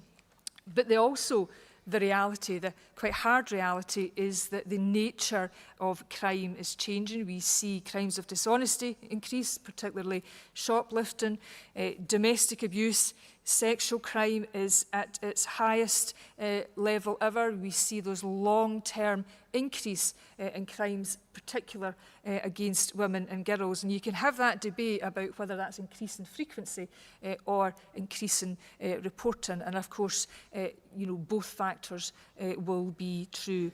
And that's, of course, in the wider strategic threat of serious organised crime, cyber and online offences too. And that's why we need to continue to invest in change how we respond to the changing nature of crime.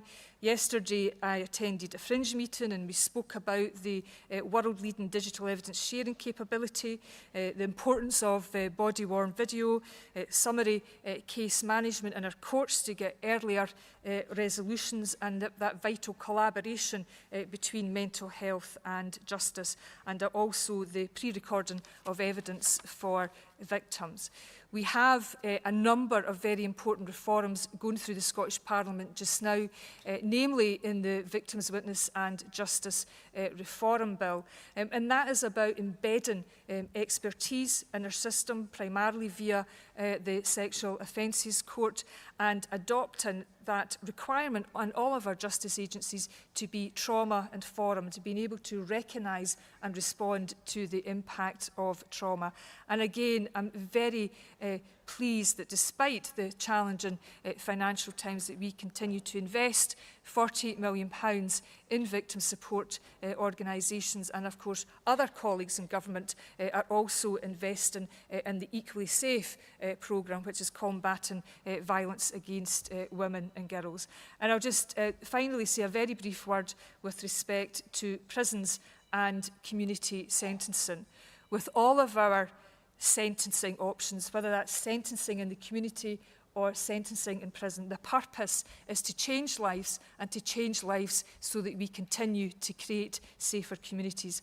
Scotland, along with the rest of the UK, has one of the highest prison populations in Western Europe, but we are not a country that is uniquely unsafe or uniquely bad. I think that is self-evident that we continue to improve community safety. There will always be a place for prisons. You're speaking to a former prison social worker, but prisons first and foremost have to protect, they have to punish, but they also have to rehabilitate and reintegrate. So the work, that public sector reform to shift the balance and to increase the use of robust community justice disposals is particularly important. And I had the great pleasure last week to visit Greater Easterhouse Helping Hands and to see the work that they do to change change lives and create a safer community and a safer locality by the work they do to rehabilitate and support offenders to make amends to the community. So I'm quite sure that my 3 minutes is up. I think so. It's probably well up, and I'll draw my remarks there, and I look forward to answering any questions.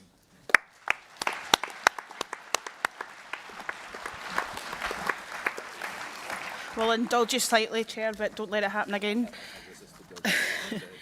We've got some questions in for the CAB6, and the first question is to all the panel. And Neil, I think I'm going to pick on you first. Is there more money? Is more money the only thing that we need to improve our public services? No, but more money is definitely a factor. And I remember back to the election campaign where I took part in a Newsnight debate in Birmingham with Wes Streeting on health services. And he said that, you know, we can't just throw more money at the health service. And I said, but you also can't improve things and reform by cutting money to the health service. So money is important, but reform and improvement is important as well. We need to make sure that we are maximising productivity within the health service and that we're putting our investments into areas where we can see not just increases in productivity, but also the embracing innovation and making those investments in staff time so that we can see the reductions in the waiting lists that we need to see and which we have embarked upon this year. So, in short, no, but money is absolutely essential still to make sure that we have the improvements and reform that we need taken forward to see sustainable public services, particularly in my case for the health service. Thanks, Neil. Shona? So, money matters, clearly, and it's part of the investment in the fabric of society. And of course, we have, as a government, invested in those key public services over many years. But it's also about how services are delivered. So I mentioned in my remarks about the innovative work going on in Glasgow, and I could sit here all afternoon tell you about that. I'm not going to do that, but let me just mention the crux of it. So when I worked in social work in Glasgow, the interventions with families went something along the lines of, you're not, we don't like the way you're bringing up your kids that are at risk. Here's a list of things we need you to do, but we're not going to give you any support in doing them, setting families essentially up to fail, and then lo and behold, the kids were removed. Now, I don't mean that in any way as a, pejorative about social workers per se, but it was the practice. And instead, what Glasgow are now doing is they're getting alongside families and asking, what can we do to help you with the problems that you have? Because no one chooses poverty as a way of life. Families find themselves in difficult situations. They find themselves with the challenges of poverty, of addiction. And getting alongside families and asking them, what can we do to help you? And then together agreeing what course of action is going to be taken. That has resulted in a 50% reduction in kids being taken into care in Glasgow. Now, why does that matter? Well, it matters in two ways. The outcomes for the kids are better. And secondly, it saves money, and that's money that can be invested in supporting families in different ways. So that is one example. There are many, many others, but it's one example of where money is being used more effectively with better outcomes for kids, and that for me is a winner. Thanks very much, Shona. Jenny? Thanks, Lorna. Yeah, I think I would agree with Neil and Ms Shona. It's not always about more money, and sometimes it is about budgets working together, and we see that in education quite often, for example, through the Scottish Attainment Challenge, where we're putting in £1 billion of extra investment during this Parliament. We see head teachers making decisions to use health services, for example, directly in their schools to improve outcomes for young people. So sometimes it's about working differently. And another example, of course, comes from SNP around Falkirk. I think Cecil's here somewhere. They've used their Attainment Challenge funding to help support income maximisation officers, for example, in their schools, which is helping families with the cost of living crisis. So sometimes it's about using budgets from elsewhere to help meet the needs of families across the piece, not just in education. And I think we are all, I know at this current time, thinking about different ways of working as we approach the budget, because it is going to get increasingly more challenged. Although, having said all that, Lorna, the decisions that are taken elsewhere, particularly in relation to Scotland's children, have an impact on their outcomes. So the two-child cap, the bedroom tax, cuts to universal credit, that all harms outcomes for our children and young people. And we should never allow the Westminster parties to attempt to gaslight us and pretend that these problems are of our making. We are using taxpayers' money in Scotland to mitigate against the harmful impacts of austerity, millions of pounds every year that we could use better improving outcomes for Scotland's children through investing in our education system.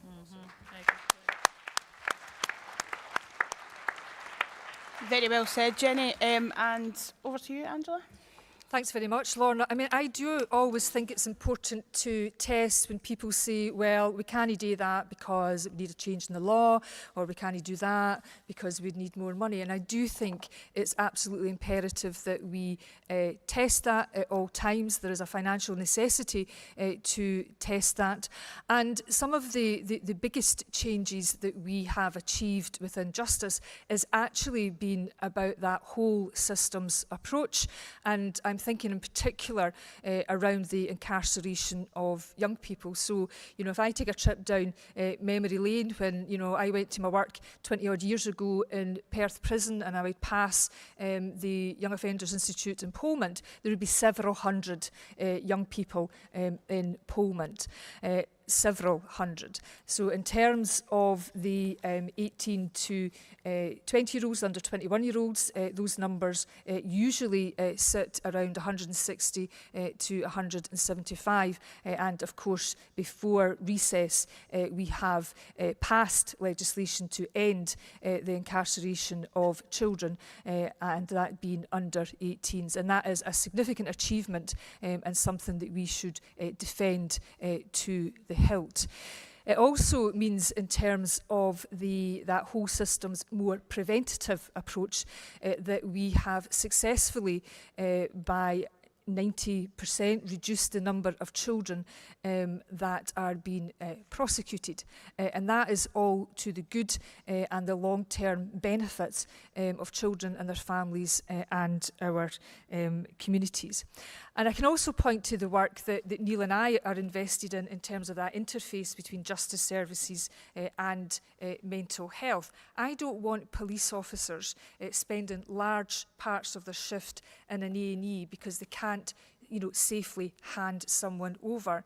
But also, you know, Neil wants people to get the right care at the right time. And the work that we are doing, it's maybe not the best title, it's we've called it the Framework for Collaboration, but it doesn't involve a change in legislation. It's actually been about getting practitioners, identifying the areas, and actually Lanarkshire is one area that is dealing with this really well, where there's tremendous partnership work between police and local mental health services and NHS partners. You know, that where we have those nuggets of good practice, where people are doing things well, why are we not doing it, you know, across the board? So it's sometimes just, you know, inevitably about some of those hard conversations about changing the way we do things, because we have to challenge it's I was been. Well, it's maybe I was been, but that doesn't mean that the practice is fit for the future.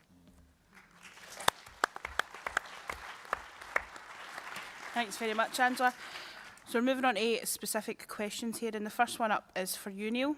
It's how do we ensure that we're on the front foot on NHS reform, and how can we better make the link between the pressures our public services are facing and the need for independence?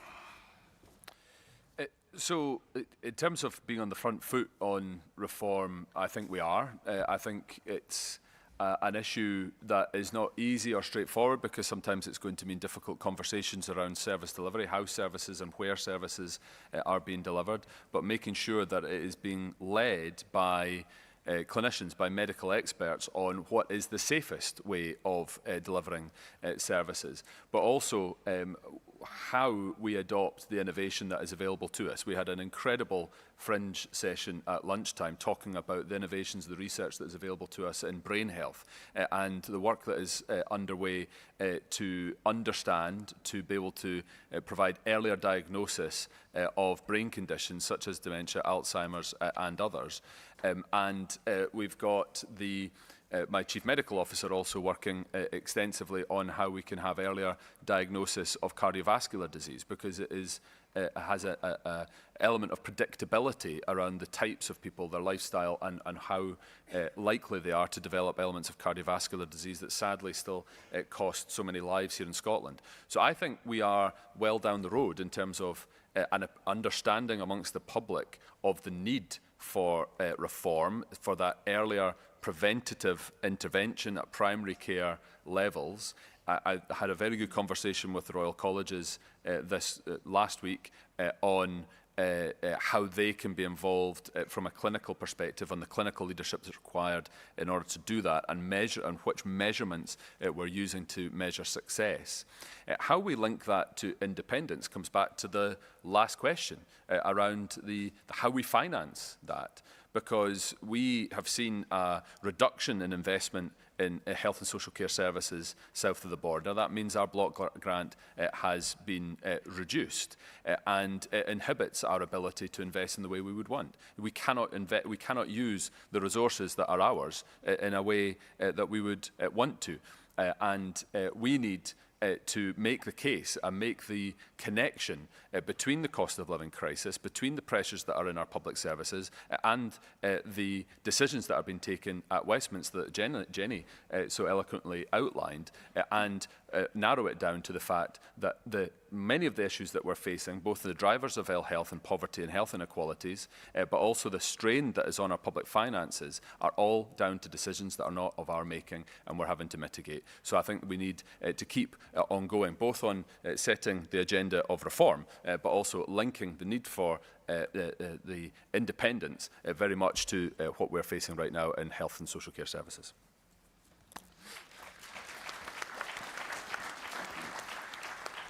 And the next up in the hot seat is you, Angela.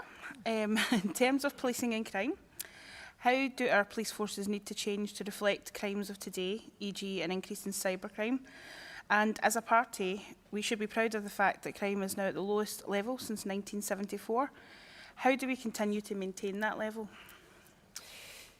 So I'll pick up the point about cyber security, because there's both a domestic and an international aspect to this, and it is something that focuses the mind right across government portfolios, because in terms of cyber attacks, that can present a great risk to our public services. It can be pursued by hostile states for nefarious purposes.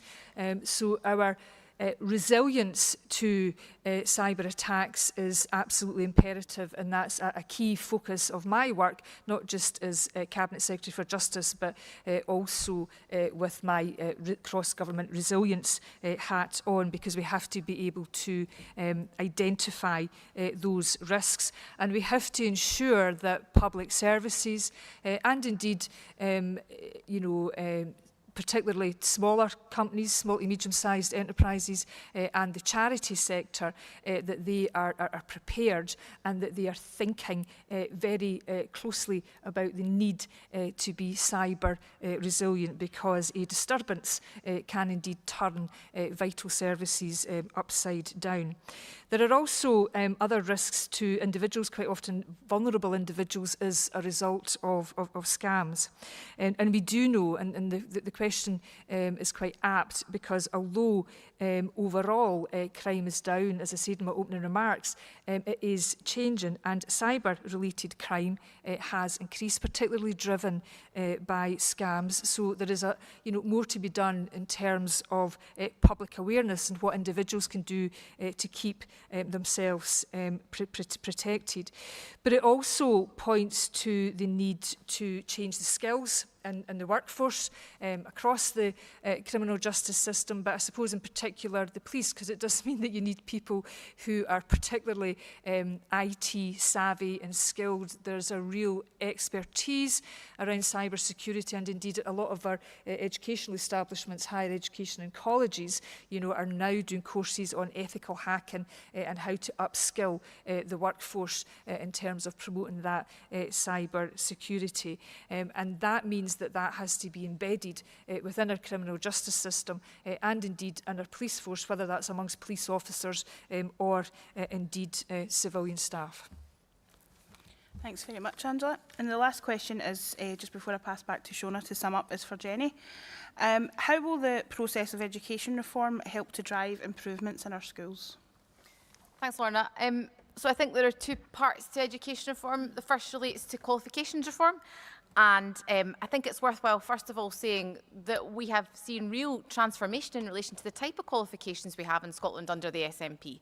So we now have more young people going on to a range of different pathways, and in the most recent exam results, we saw record numbers of young people undertaking vocational pathways, and I think that's certainly to be welcomed. Certainly when I was at school, and Neil probably 20 odd years ago, it was if you weren't staying on to sit 5 hires, you were out, and you were told at the end of S4 to leave. That's not the case anymore, because we have a much more supportive education system with a range of different pathways open to our young people. And that's the strength, I think, of our education system. In terms of the bodies themselves, though, the SQA needs to reform to become Qualifications Scotland, and it's got to become a body that listens to Scotland's teachers. That was a real challenge. I think we all saw that during the pandemic, but it has to be much more responsive to Scotland's teachers. We also need to have Education Scotland reformed to provide support to curriculum. And actually, that's what it formally did. So I think those two bodies will help to better support Scotland's teachers. But the third body I want to touch on is the Centre for Teaching Excellence, which will be a new body for Scotland's teachers, and it will allow them to come out of Scotland's classrooms on secondment, to have the opportunity to engage with academic research and then to go back out into the classroom. We need to raise the game for Scotland's teachers and give them that professional opportunity. So I'm very much committed to working with them to that end, and also to reforming our qualification system to make sure it's fit for purpose post-pandemic. One of the things that we've heard from the OECD and a number of other countries post-pandemic is this move towards high-stake final exams that we like in Scotland creates a lot of pressure on our young people. So we need to think again about the range of different assessments that we use in our schools to help support them and to prepare them for a world after they leave school. That's why those pathways I spoke about are so important. So a reformed qualifications body, but also a reformed Education Scotland and a new Centre for Teaching Excellence that will support Scotland's teachers in supporting Scotland's young people.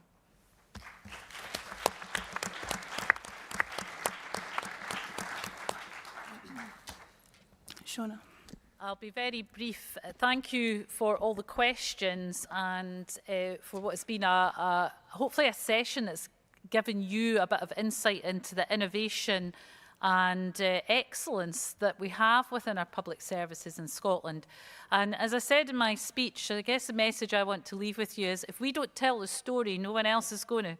So everyone here and everyone, all of our membership and our supporters, we need to get the message out there about the excellence we do have in our public services, the innovation, the things that people, we do here in Scotland that's not done anywhere else. And at the same time, be really clear of the threat that is posed because of Westminster austerity to all of that progress.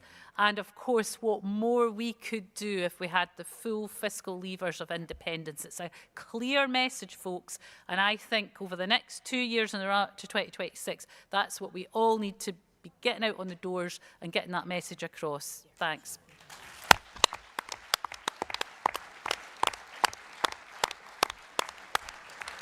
Thanks very much to the panel. We'll be moving on to topical resolutions, and I'll be handing the chair back to the business convener in just a second. So if you are going to leave, if I could ask if you do so quietly and quickly at the moment, and we'll get the topical resolutions up on the screen.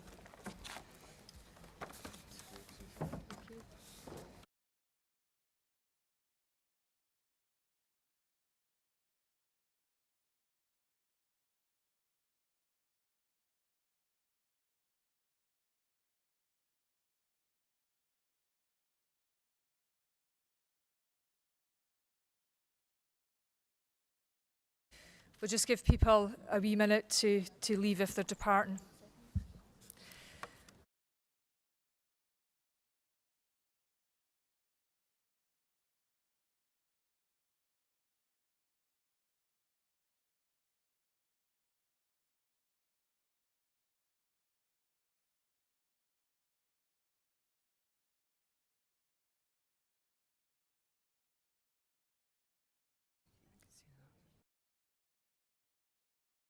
Okay, colleagues, thank you for staying around for these very important topical resolutions. The next resolution before you can see on the screen behind me, is a lasting peace in Ukraine, and I would like to invite Jack O'Neill to come and propose the resolution, and Jack is a member of the YSI. Big welcome to Jack.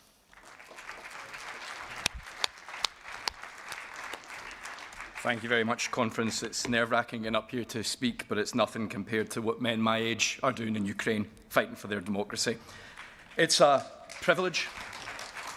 It's a privilege to be able to speak on this today, and it's an even bigger privilege to be a member of a political party who puts the principles of freedom, democracy and self-determination at its core. And we are very lucky. To defend those principles, all we need to do is stand for election. Now, we might not always like the results of an election, but, you know, them's the breaks, that's democracy. And regardless of any election result, democracy is always worth defending, fighting and dying for. Ukrainians know that all too well. They are defending, they are fighting, and tens of thousands of them have died to defend not just their principles, but ours too. And it's not just their democracy that they're defending, it's yours. Because make no mistake, it is Ukraine now, but if Putin wins, it will be the Baltics tomorrow, and it will be NATO allies that are at risk. And I'd like to pay a very special tribute, actually, to the Scottish volunteers who have gone to Ukraine to fight for the Ukrainian armed forces against the Russians. They deserve very special recognition from us. They're the very best of us, and I hope that you'll join me in thanking them for all of their efforts. Right now, as I speak in this stage, somewhere in eastern Ukraine, or in Kursk, there is a group of men my age and younger in a trench. They are waiting to be hit by artillery. They might be being hit by artillery now. They eagerly, well, not eagerly, they diligently hold their position and very anxiously watch for the latest assault that could be from tanks, jets, mortar squads, or yet another meat grinder offensive. And every day they confront the very worst aspects of humanity to defend the very best. We made the very sensible decision 12 years ago at a conference to support NATO membership. All we had to do was vote. The only cost to us was a couple of MSPs. We support the restoration of EU membership. Businesses suffer, but the only political consequence for us is the occasional rebuke from Westminster. But the cost to Ukraine of those exact same desires to join NATO and the EU is bombs raining down on their civilians, forcing doctors, lawyers, teachers into packing up their day jobs to man the front line. They are tired of the killing, they are tired of killing, but every day they do what they must to protect their people and our principles, and for their desires for their nation to be better. And what are we doing? Well, the Scottish Government has done its humanitarian duty in welcoming and supporting refugees. It's not enough. Providing a safe haven for people fleeing war does not restore their homes, it doesn't restore their schools or hospitals, and it doesn't end the fighting.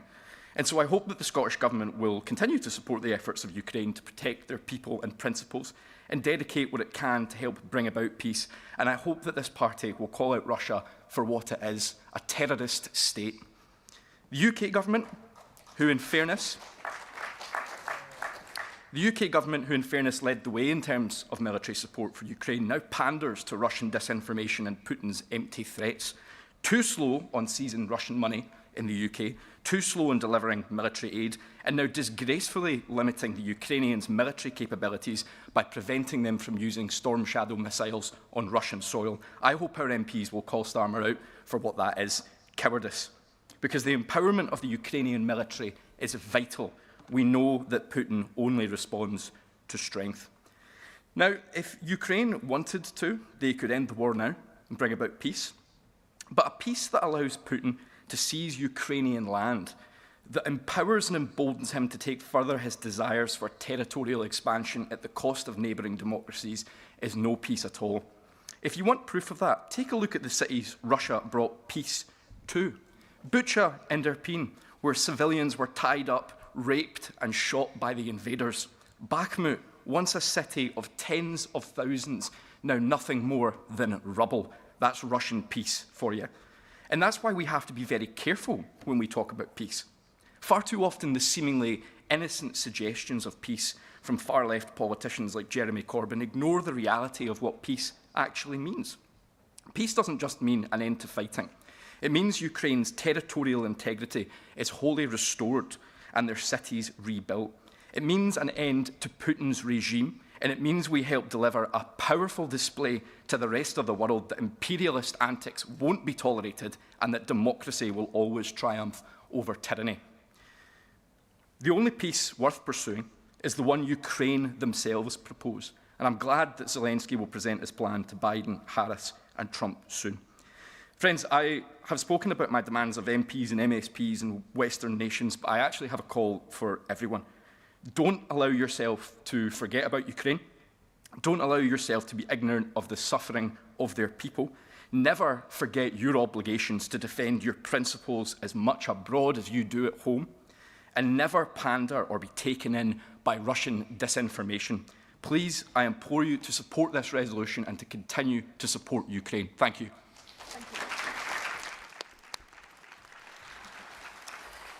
Thanks, Jack. And can I invite Councillor Lloyd Melville to come to the podium to second the resolution, please?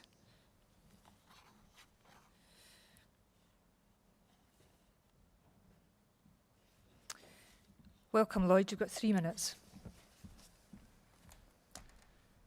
Thank you. Fellow delegates, friends, much like the humanitarian catastrophe unfolding in Gaza, the war currently happening in Ukraine is one of the great moral issues of our time. Like Jack, I am immensely proud to be a member of a party which has always said, loud and clear, we will always stand with those fighting for freedom from tyranny. This party has been at the forefront of supporting Ukraine. Our MPs have called for faster deliveries of arms to enable Ukraine to defend itself. We have condemned the vile war crimes perpetrated by Vladimir Putin and his allies, and Scotland has opened our doors to provide a safe, temporary home for thousands of people fleeing from the unfolding disaster. And I want to focus on that latter point for a moment and give everyone at conference an example of the impact that that approach has had. Living in my ward of Monifieth in Sidlaw is a young man called Matvey. He and his family fled the war in Ukraine and settled here in Scotland. Through his extraordinary fortitude and with the support of an exceptional team of teachers, friends and his family, Matvey has not only learned English, not only has he sat exams and secured straight A results, he was recently awarded the Ducks of Monifieth High School. That is Scotland's welcoming spirit in action.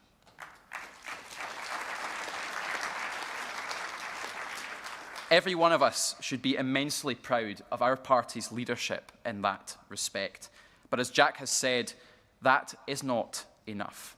All of us have seen the pictures of bombed and burnt out homes, nurseries, schools, hospitals. None of us can afford to become immune to these images, and none of us can shrink from what is needed to bring this calamity to an end. We must continue to press for the material support that Ukraine needs to beat back Putin's illegal invasion. As a harsh winter approaches, the Russians are escalating their attacks on Ukrainian civilian energy infrastructure. They are attempting to freeze innocent civilians in their homes. Another war crime perpetuated by the Russians, which the EU Energy Commissioner has described as unprecedented in modern conflicts. Friends, Ukraine does not only fight for themselves, they fight for all of us, for the very principles of democracy and self-governance, values which we all hold dear to our hearts. So let us back their plan for peace and fight for a day where no child goes to sleep for fear of being bombed. Thank you.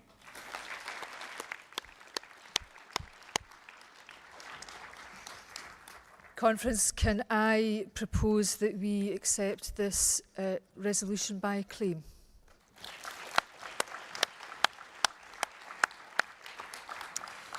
Thank you very much for your cooperation. We have one more topical resolution to address today. And just as I'm going to say to those that are leaving, do not leave any rubbish behind. It's just a wee appeal. I probably should have said that about 2 hours ago.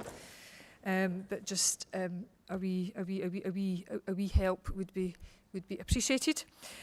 Can I now invite my friend and colleague Claire Adamson, MSP, to come to the podium to propose the resolution which is in relation to the Scotland Office. Thank you very much, Business Convener. Good afternoon, colleagues. Well, there's been much discussion at the conference about the election, and we know and have come to the conclusion that people voted for change. They did not get change, they got a changeling. It looks like Labour, it occasionally talks like Labour, but beneath lurks an entity rammed full of Tory fiscal policy, austerity and unionist ideology. As convener of the Constitution Europe External Affairs and Culture Committee, I spend time working with colleagues from across the parliaments of the United Kingdom, and we have all unanimously come out against the divisiveness of levelling up funds that actually ride a coach and horses through the devolution settlements of Stormont, of the Senate and of Holyrood. And Brexit has changed everything. The Tories' Internal Market Act has placed our very devolution at risk, and this is evidenced by the number of times they ignored the Sewell Convention, by the use of Section 35 orders, and by stopping in its track our deposit return scheme in Scotland, but also telling Wales, no, you can't have glass in your deposit scheme either, just limiting everything that devolution should have given us the powers to deliver. So one of the first acts of Keir Starmer is to award what is reported to be £150 million to Ian Murray in the Scottish Office to tackle child poverty in Scotland. The best thing Labour could do to tackle child poverty in Scotland is scrap the two-child cap and its abhorrent rape clause.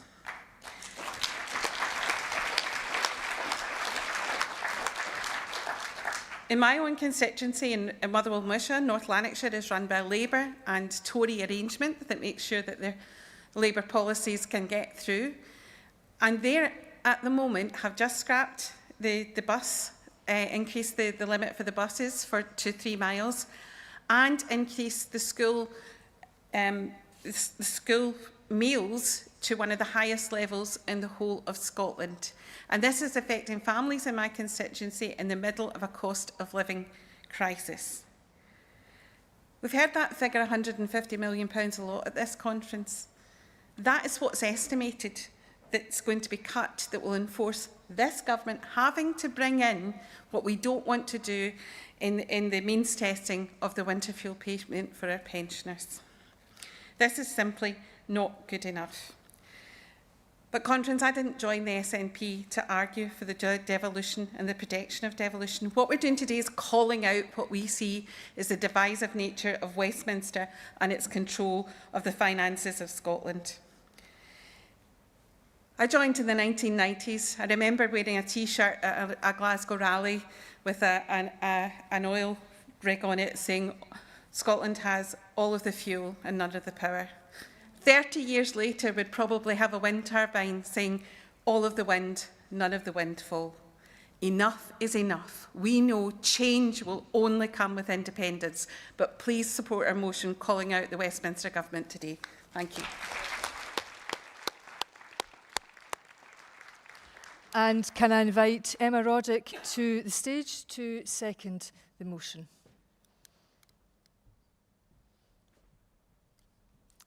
And warm welcome to Emma. Emma will be our final speaker today. Thank you very much, Convener and Conference. I'm very pleased to second this important resolution.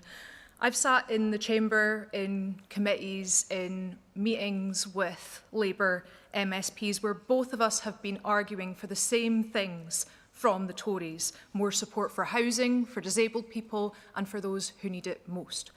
So knowing them as I do, I don't want to believe that all Labour representatives in Scotland knew that they were lying when they told people that they were going to bring change, but they were. And I don't want to believe that they all knew that they were going to implement further austerity, but that is what they've done. And more importantly, I don't believe that all of those who chose to vote Labour this time around did so to endorse taking money out of pensioners' pockets, increasing energy bills or circumventing devolution, but that is what Labour has chosen to do in their name. Now, I've been thinking a lot recently about comments that were made back in 2015 when the SNP stormed the general election. We had journalists in Westminster reporting on grumbles from the old guard. There seemed to be more Scots this time around. So that just tells me that we didn't just lose out on more SNP MPs. We lost out on more MPs who will stand up for Scotland, because it is clear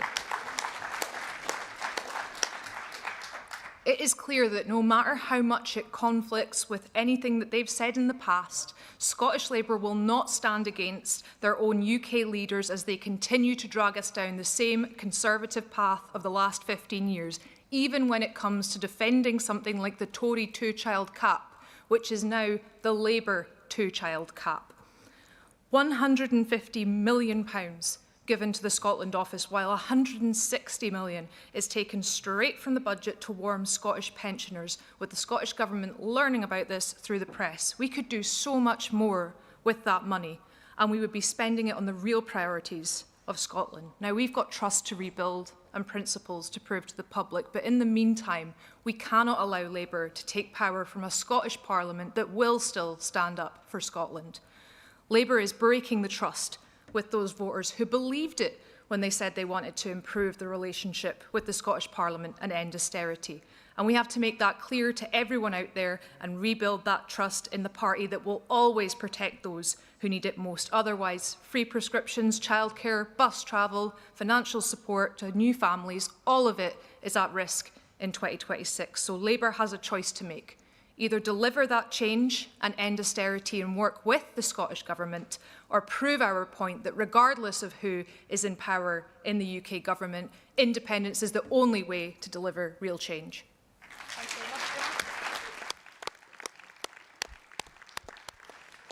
Thank you, Emma. Conference, can I put it to you that we accept this resolution by acclaim, please? Thank you all very much. That brings today's business to an end. I will see you all bright and early, bright and breezy tomorrow morning. Hopefully people will be in their seats by the back of 10. First piece of business is the fraternal address by our colleagues from Plaid Cymru. So look forward to seeing you all tomorrow. Have a lovely evening.